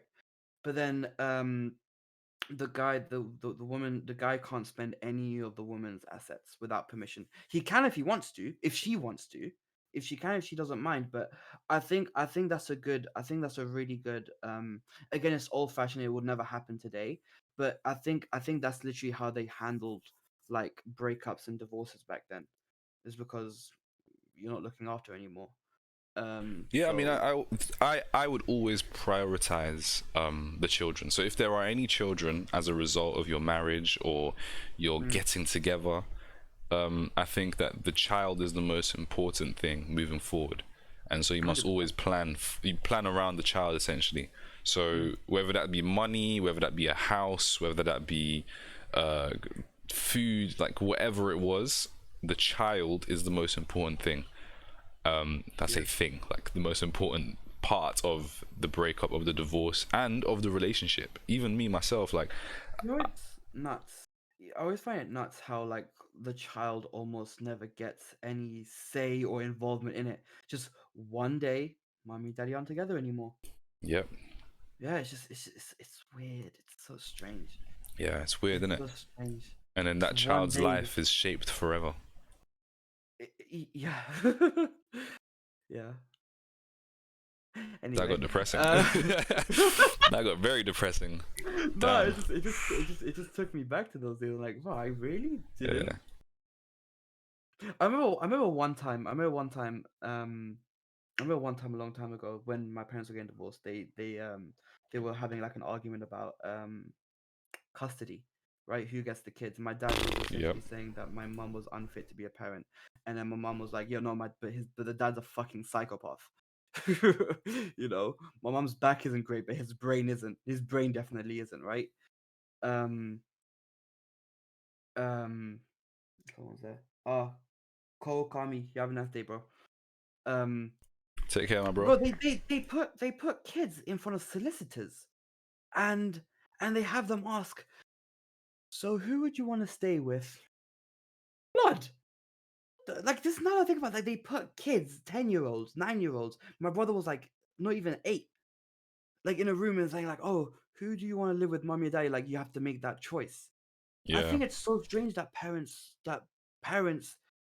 don't ever consider that. That could be so mad.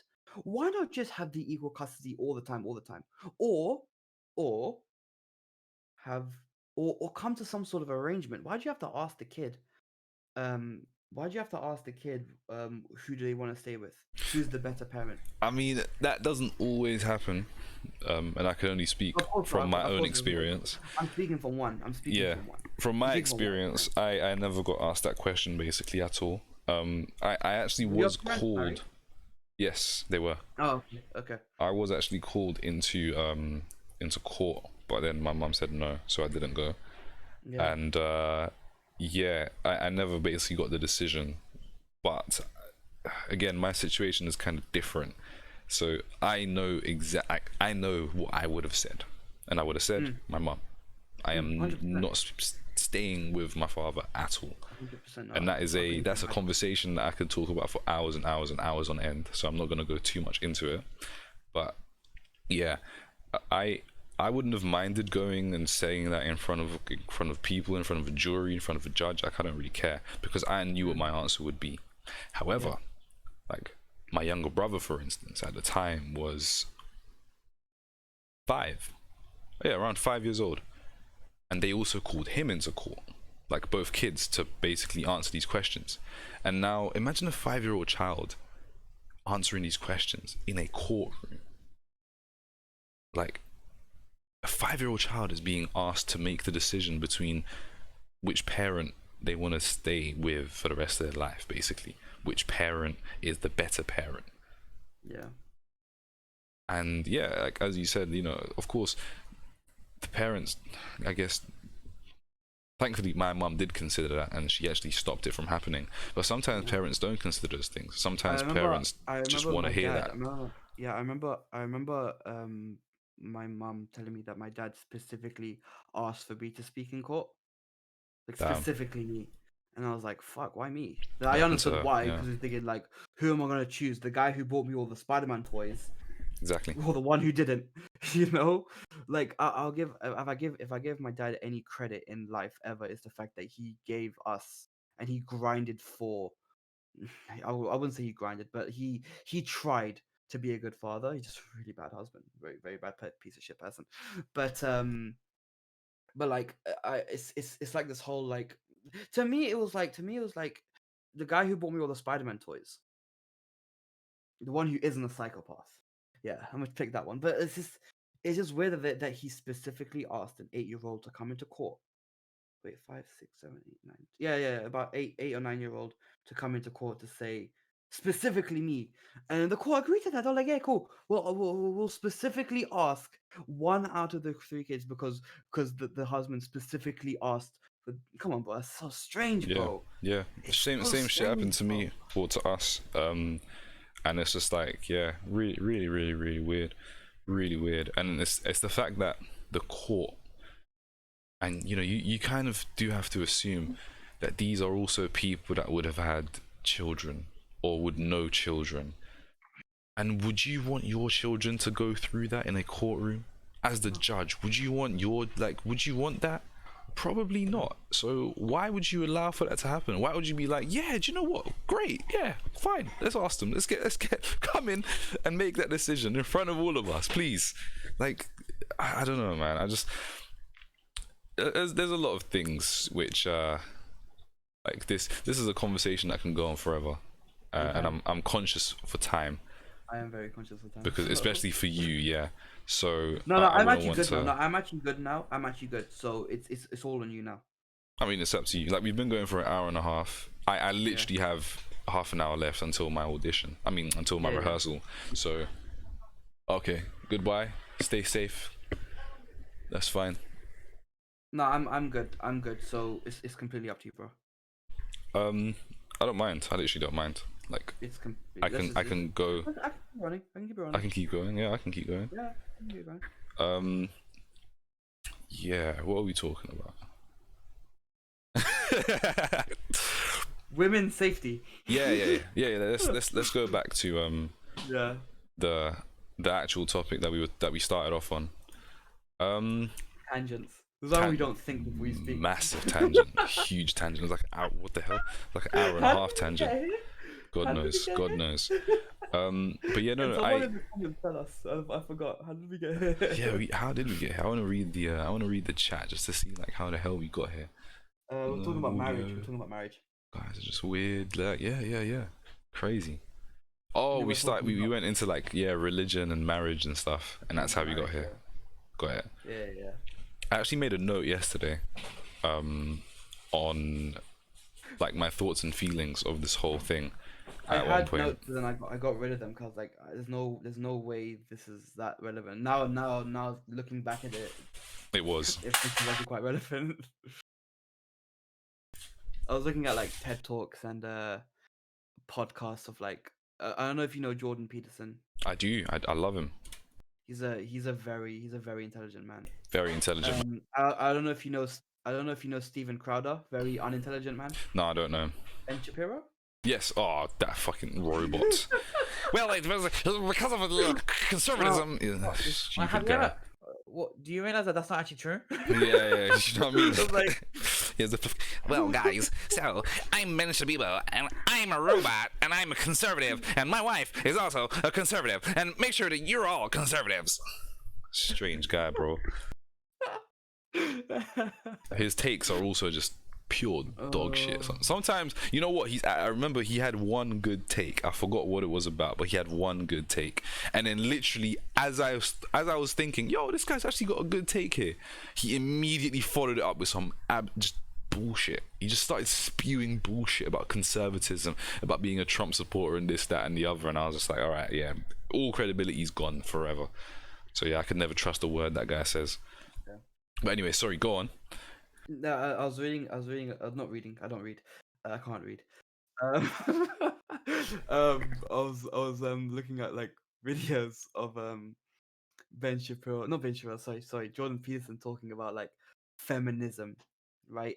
And the definition of it. It's such a touchy subject because like everyone has their own interpretation of what it means. Everyone has their own interpretation of what it means, and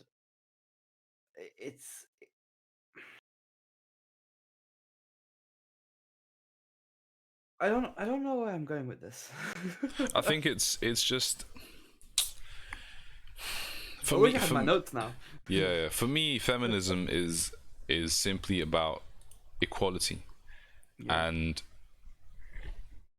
the scales of being men and women, no one is above the other. They're both equal. Well, they're both the same. They're both the same. They're not the same. They're not the same, but they're equal. Yeah. They're not the same, but they're equal. Exactly. They're not the same, but they're equal.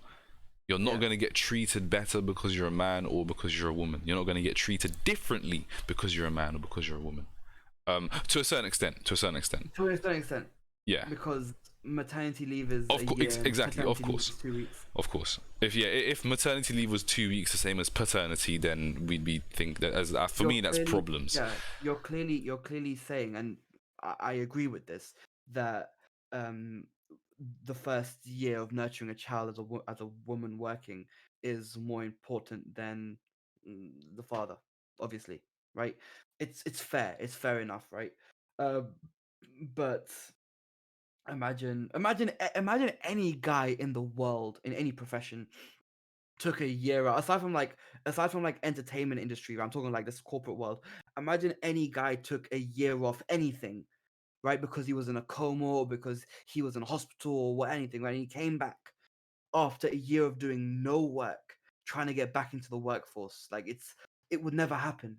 It would never happen. No employer would allow that. Most Yeah. employers make you feel bad for taking a 2 week holiday, Bro, most Whereas, they make you feel bad for calling in or going home early because you're sick on shift. it makes you, but then you have to understand that females are given this rightful. I don't want to call it it's not a privilege to look after your child. This permission. It's a this punishment, some would say. Yeah, I've heard some people call a fetus is it like a Devil disease? spawn. Oh, Yeah, no, what's it? disease. Like a parasite. A parasite. It's like, oh, pregnancy is a parasitic disease. I'm like, what? Yeah, I don't blame them, to be honest with you. Having seen how some kids behave, I don't blame them at one bit. Because you don't beat him. I lied. That's what cancels. This episode is brought to you by Durex. Stay safe. Don't get pregnant. Yeah. Imagine like a woman taking a whole year out from any profession and then coming back to the workforce after living a whole year of a completely different lifestyle to how she's been living the last X amount of years of her entire life. Like Yep. it's insane. It's insane. And that's why I think, personally, like if you ask me, Which is why they're not the same. It's why Yeah. we're not the same. I actually believe that I believe women are superior to men in that sense. They have to go 100%. through so much physically, so much mentally, and just live life normally. The same, they still have to go work the same hours at the job. Most likely, I think it's on like a 95% of the time they get paid less for doing the same amount of work, the same job. And the income inequality. Yeah, it's crazy. Income inequality between men and women is insane. It's nuts. I've always found that statistic to be so strange. It's not so it's not 90% less. Like, it's not like men get paid 90% more. It's usually a couple of pennies more or less, but of course the pennies then stack up, and when you start talking about salary, which is an annual figure of like, let's say 30 grand, the man and a woman will be working the same job, but the man will say get 30 and the woman gets 27,950. And For the same job. for the same job, same amount of hours, same work, no overtimes. Like, forget all of the yeah. I've heard that before. I've never fully looked into it because I'm ignorant, but like I've always found that statistic to be very strange. Like I don't know of any. I mean, obviously, like I said, I've never looked into it, but what employers do that? Because if they can Many. legally pay women less for the exact same job, even if it's by a few pennies, right, or several £1,000s per year, why not just hire all women? Did you hear me? I did. I've just put this over my screen. In fact, I'm gonna okay.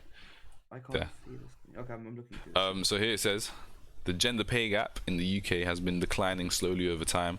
Over the last decade, it has fallen by approximately a quarter among full-time employees and by just 1/5 among all employees. In 2020, so last year, the gap among full-time employees fell from 7.4% to 9% in 2019. So Of the same job or considering all jobs? that's considering all jobs. However, this obviously is so in retail you won't really find inequality Yeah. like that. Yeah, However, when you because- actually get into, you know, big corporate jobs and yeah. and those kinds of you know, the big boy jobs and big woman jobs, they do have a lot of income inequality. My mum Yeah. faces it at TFL. She works at TFL, and there is massive income inequality between the men and women there that do the same job as her, or the men and women that are above her that are like in a managerial role. Huge amounts of income inequality, simply because they're a woman. And of course, now looking at it from the company's perspective, you want to cut costs, right? But You want to why make not profit and cut just- cost. Why not just hire? Okay, so if they can legally, do that, right? If because it's just so fucked. No, but like, if they It's can more than legally do fucked. that, why not just hire all women? How much money Because would women the are a company risk. save? Huh? Women are a risk because women get pregnant, women take time off work, women, especially if you're doing, women are seen as like they can't process as much as men, basically, so they work slower, even though it's the other way around. It's the flip. Men are usually Yeah. the slower workers, but it's mainly also, I think the main part of it comes from maternity and having children. And at some point in a woman's life, you basically speculate that a woman will take a year off, year maybe off. even more, That to they're gonna have be paid children. for. Exactly. And you're going to have to pay that woman. Her job has to be safe and secure. So technically, you know, say one woman, say you have a company of 10 people, 5 of them are women. At one point in that woman's career in your company, she will take at least 1 year off, where you will then be understaffed. You'll have 9 people, because that one job you can't fill in from someone else. And if you do, it has to be like an agency job. It's a temporary job, and they're usually paid a lot more. Maternity is a big factor when it comes to employment. Yeah, Because if one woman decides to not have a baby, it's like insurance. Her money exactly. is just going to go towards paying for another woman's Yeah, pretty maternity. much. And so that's why there is this huge income inequality. Of course, there's more to it. There's a lot of systemic things. There's a lot of, it's similar to like systemic racism. I mean, you can also look at if you're looking at all jobs, right? Like most like bricklayers would be guys. Yeah, of Most course. plumbers would be guys. Most Of course. electricians would be guys. Yeah, More, let's just call it hard labor jobs. but then the hard labor jobs are usually Men. men, but they're also usually less paid than these other jobs which you find in offices. Usually. I've always found it depends on the corporate job. I've always found like people who work in like maybe construction and stuff to earn a lot more. Maybe I could be wrong. I don't have statistics in my head. I'm not gonna pretend to know statistics, but I've always known that those hard labor jobs often they get paid more because of if you take into consideration taking years off your life, take into consideration there's a possibility that you could injure yourself for the rest of your life and be out of work. There's a possibility that maybe I'm wrong, but oh So I've just okay. put up these the average salary here for corporate salary is 54k. Obviously this is from Reed, and Yeah. this is from Total Jobs, where construction is 42.5k. And as you can see, Okay. the range is quite big. Yes. So construction goes from 31,000 up to 62.5, and then corporate is from 48. So it's actually got a higher lowest lowest figure. But then the highest figure of an average job is it's not that far off. So yeah, that's actually quite interesting. But in looking at those figures, women are more likely to be in the corporate jobs. Yeah. But why are they then paid less on average?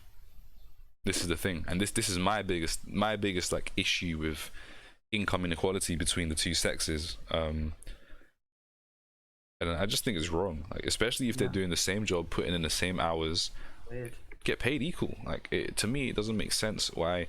If anything, you should pay the woman more, because when she goes on maternity, like you know, you don't fucking know what's gonna happen. Do you know what I mean? It's those kinds of things. But that's obviously those are just my thoughts. I'm just speaking out loud in a way. There is no solution that's gonna come out of this Yeah, talk. It's just suggestions. it's true. It's true. Like at the end of the day, I doubt we will have any like massive bearing on societal infrastructure and income inequality between men and women, and then labor and all that stuff. But it's just two guys voicing their opinions and having suggestions on what could and maybe should happen. Maybe should, yeah. There are also probably a huge chunk of women that don't work in comparison to men, right? Corporate jobs.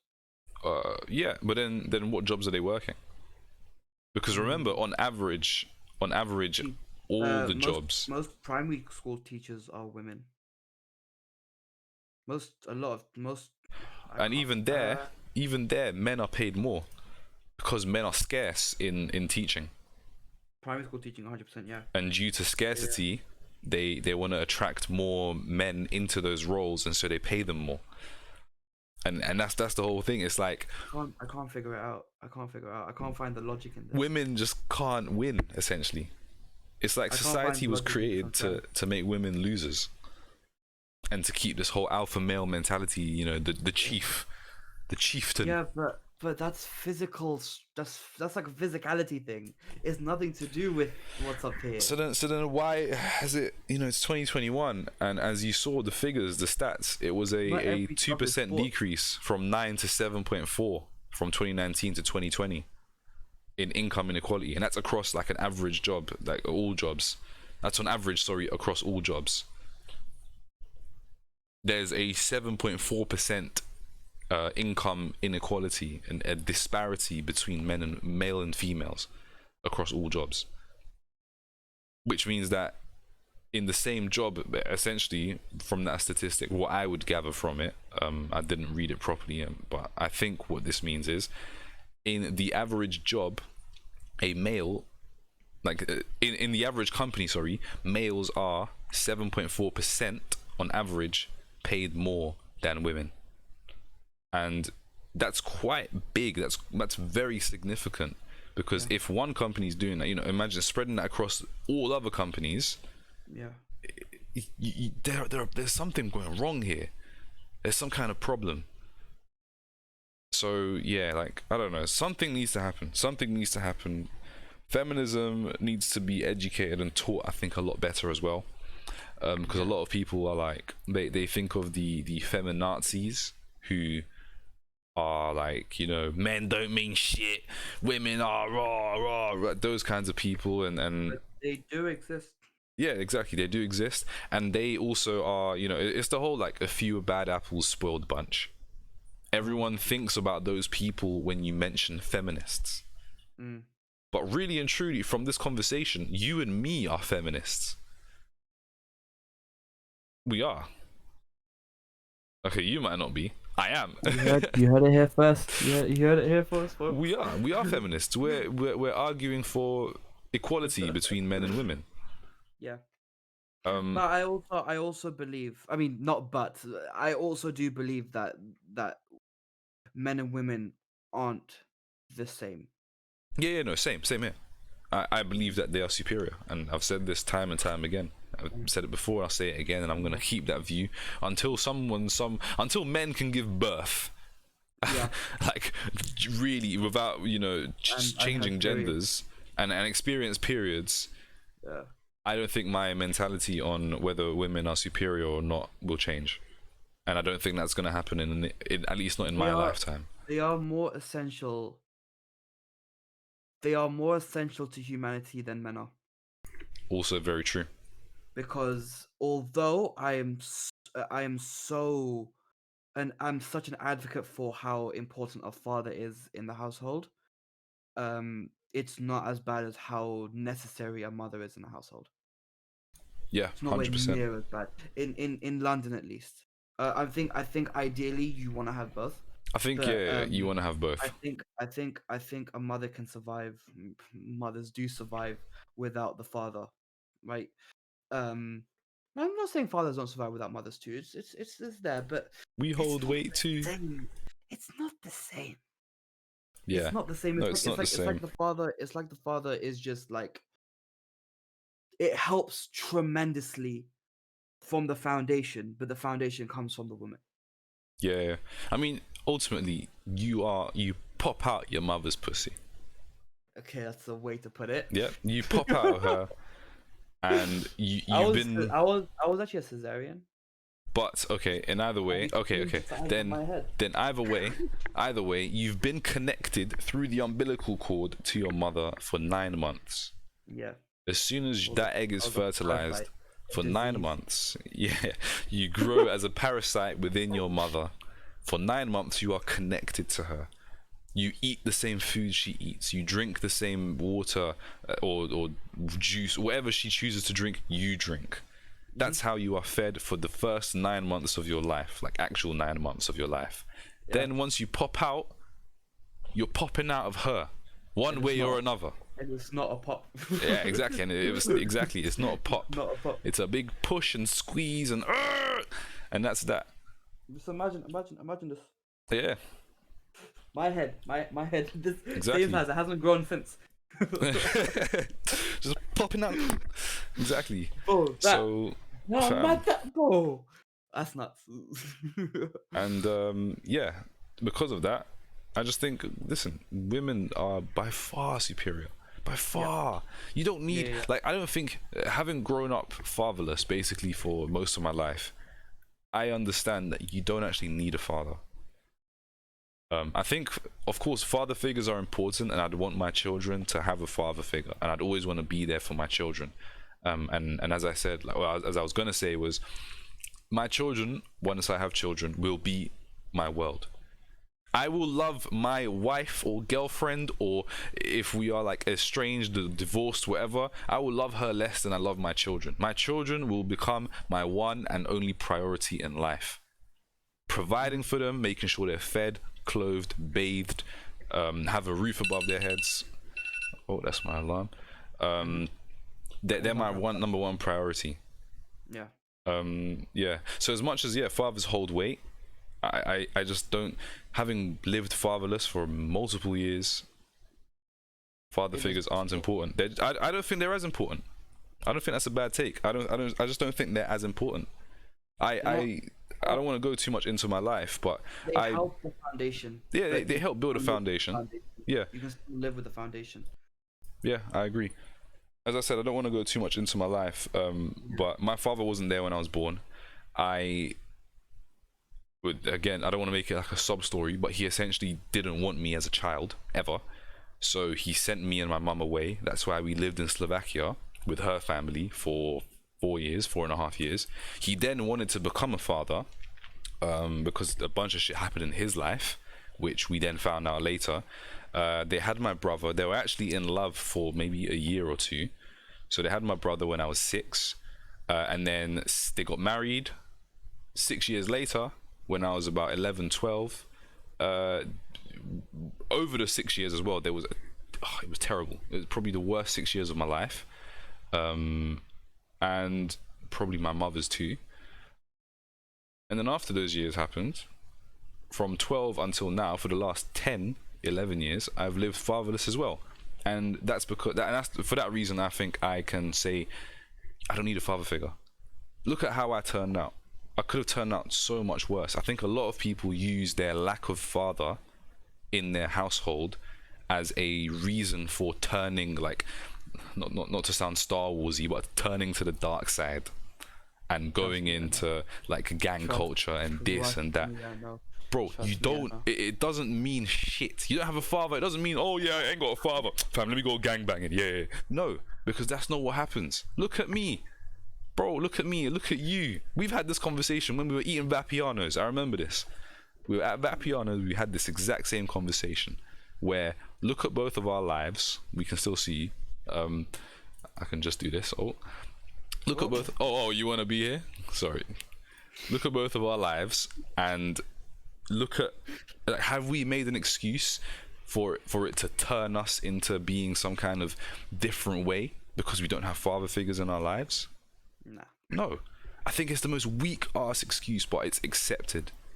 Especially in today's society, it's like the most acceptable excuse. Oh, it's because he didn't have a father figure in his house, so it's okay. I think it's just bullshit. It shows more about you as a person mentally than your lack of father figure. Yeah. Because you can have a father in the house and still be fucked up. Having good fathers are just as important. Yeah. You can have a good father and be fucked up. You can have a good mother and be fucked up. It's much less likely, I think, because your mother, like, for some reason, I've never really met someone who has like no respect for their mother. Even to the point where you have a terrible sour relationship with your mother, there comes a point where you just say, like, you know what, like, you're my mom, so I'm gonna listen to at least a word that you say. At least one word. But fathers, people disrespect their fathers left, right, center, this, that. They can be good men, even if they're a single father. And I actually know a girl, it's her and her two sisters, and it's a single father, and her younger sister gives the father such a hard time. And he's like a great, I don't know why, he's a great man. He's always tried to provide them with everything. I think their mum died. Oh, F in the chat.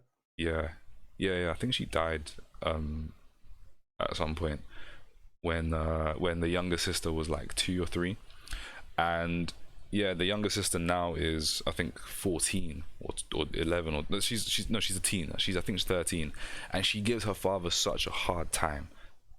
And even the older sisters, it got to the point where them two are like, bro, like, you can't be doing this. This guy is living alone with us. He's trying to cover both the mother and father role, and why are you doing this? And she just said, like, she doesn't like him, she doesn't care, she doesn't do this, she doesn't respect him, blah blah blah. She wants her mother, and she goes and she's in, like, she's part of that wrong gang in school. She does all these things that, you know, you wouldn't expect 13-year-olds to do. And judging by how her older sisters turned out, and I know both of them, it's like crazy when they tell me these stories about her younger sister. It's like, rah, that's mad. How are you part of the same family? And they have a good father figure in the house. So but then I think it mirrors with the whole fathers for boys and mothers for daughters. you think? I'm a mother's boy, always have been. I mean, so am I, but I think it mirrors. I think creating men and creating women comes down to maybe. I mean, obviously, like I said, it's not essential, but there could be a factor in it. It could be a factor in it. Yeah. I mean, not every household has a mother and a father. Some households don't have mothers. Some households don't have fathers. Some households don't have either. Some people don't have either. Yeah. And it doesn't. It's not everyone's the same though. Not everyone is the same. Not everyone's the same. You can have people who are in the same situation. Nature versus nurture doesn't always exist. So nature's also a factor as well as the nurture. Yeah, you know? I agree. So it's also who you grew up with. Yeah, you don't have a father, but who are your friends? Yeah, you're a product of your environment. Do you have uncles? Do you have role models? You know, like I kind of wish, like, I'm pretty sure, like, maybe a kid, a boy who doesn't have a father, is probably in, like, the Scouts, would probably have that, maybe that hole somewhat filled, you know? Yeah. Maybe. I think that's what it is. Like, even me myself, I remember finding father figures in other people. Like, I think, of course, a strong father in the household would be your father figure covered. Yeah. But it doesn't mean necessarily that you can't find that father figure elsewhere. Yeah. And I think that's the reason why I don't feel as strongly that you need a father in the house. Because having grown up, I've obviously found father figures in my uncle, Uncle Alex. Big up Uncle Alex. Alex. He's basically made me the man who I am today. Yeah. And even to a certain extent in my old my basketball coach, Coach Sterling. He I literally sat down with him one time and I fucking cried with him. And I told him, like, you are my only father figure in life right now. I was in like year 8, year 9. Oh, F in the chat for Will's childhood. Yeah, F in the chat for my childhood, bro. Hold tight, young Will. Like, looking back on my life, yeah, it's been tough. I won't lie, it's been very tough. Yeah. And I'm actually glad I'm here today to be able to I'm talk. kind of glad the bad things happened though. Oh yeah, million percent. It makes life more interesting. Indeed. It gives life a better purpose, I think. Yeah, it makes your journey better as well. Yeah, like when I was younger, obviously, like I didn't have like all my family, my mom's family, like are overseas and shit, right? They're all in Africa. And I've got an uncle in LA. So my mom was literally basically by herself, her and like my grandma, another woman, right? So I think that contributed to me like growing up as like a big softie.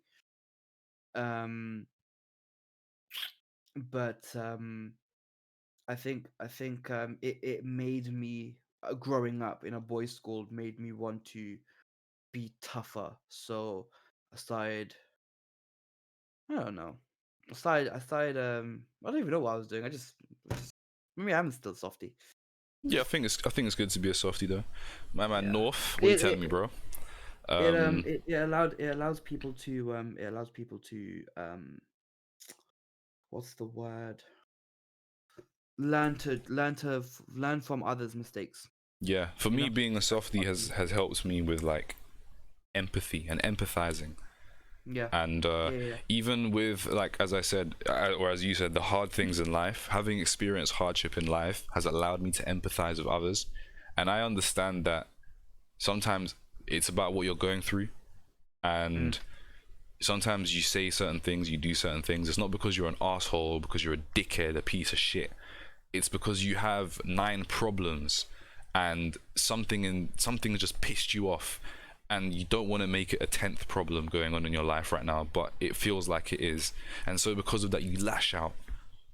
And that's why I give so many people second chances, and I believe in second chances, and I believe in, like, I don't want to, like, this is like another long conversation, and I actually need to go because it's now 6. Yeah. But I just empathize. I just think, yeah, it helps me to learn how to treat people better, and to really, you know, in the Christian sense, love thy neighbor. Yeah. You know, like, I am no Christian, I'm not a religious guy, but I do love everybody because I see that in you, yeah. Yeah, I just feel like you can't hold hate in your heart. No, it's pointless. It's not worth it. It's not worth it. Yeah, it's not worth it at all. When you I want to just quickly wrap up. When you put that amount of people that much importance, you put them on a pedestal, and you give them more attention than they deserve. So yeah. So yeah. Do you want to wrap up? I did it last week. You can do it this week. Alright, guys. So long story short, donate to Will's Patreon so he can get his mum out of the hood. I need to set up a Patreon, but donate to my stream for now if you want, and yeah. sub as well. Follow Will. Even though if you're watching, you probably already follow Will. Follow me, because I sometimes I'm funny.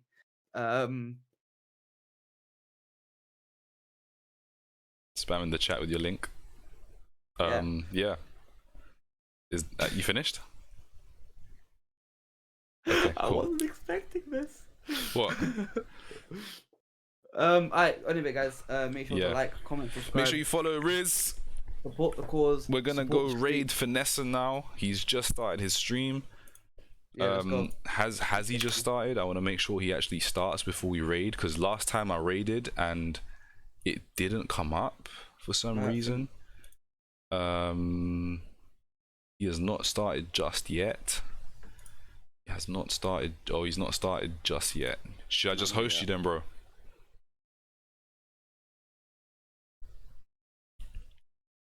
if people, well, listen, go either way. I will link your chat. I mean, I'll link your page in the chat. We'll see if I can make it. Here it is. Go click that link. I'm not gonna raid. I will host and click that link. Make sure you follow him. He has some good takes. We spoke about like uni and shit on his page as well. It's not all just COD Warzone gameplay. If some of you lot are scared of like watching a Warzone gameplay, he actually does speak to us, you know. And yeah, make sure you give him a follow. Tune in next week for the podcast. Hopefully I'll be, yeah, Thursday should be fine for me next week. Subscribe to my YouTube channel. Subscribe to Big Riz. I'm going to be doing a fairly sort of in-depth review on how these headphones look into the sound signature of your ears to make gameplay and audio listening better. Because these things aren't just a pair of heads. They're not just a pair of headphones that are used for gaming. There's actually quite a bit of kit in there that Sony have done. So tune in, and I'll explain it over there. But in the meantime, educate our sons, protect the daughters. Do both. Do both. Stay safe. Stay safe. And do more. Be better. Yes. Do more. Be better. More, be better. Take it into your own hands. Don't wait for somebody else all the time. Exactly. But yeah, In a bit, guys. In a bit, guys. Take care. Did you end it? Yeah, well.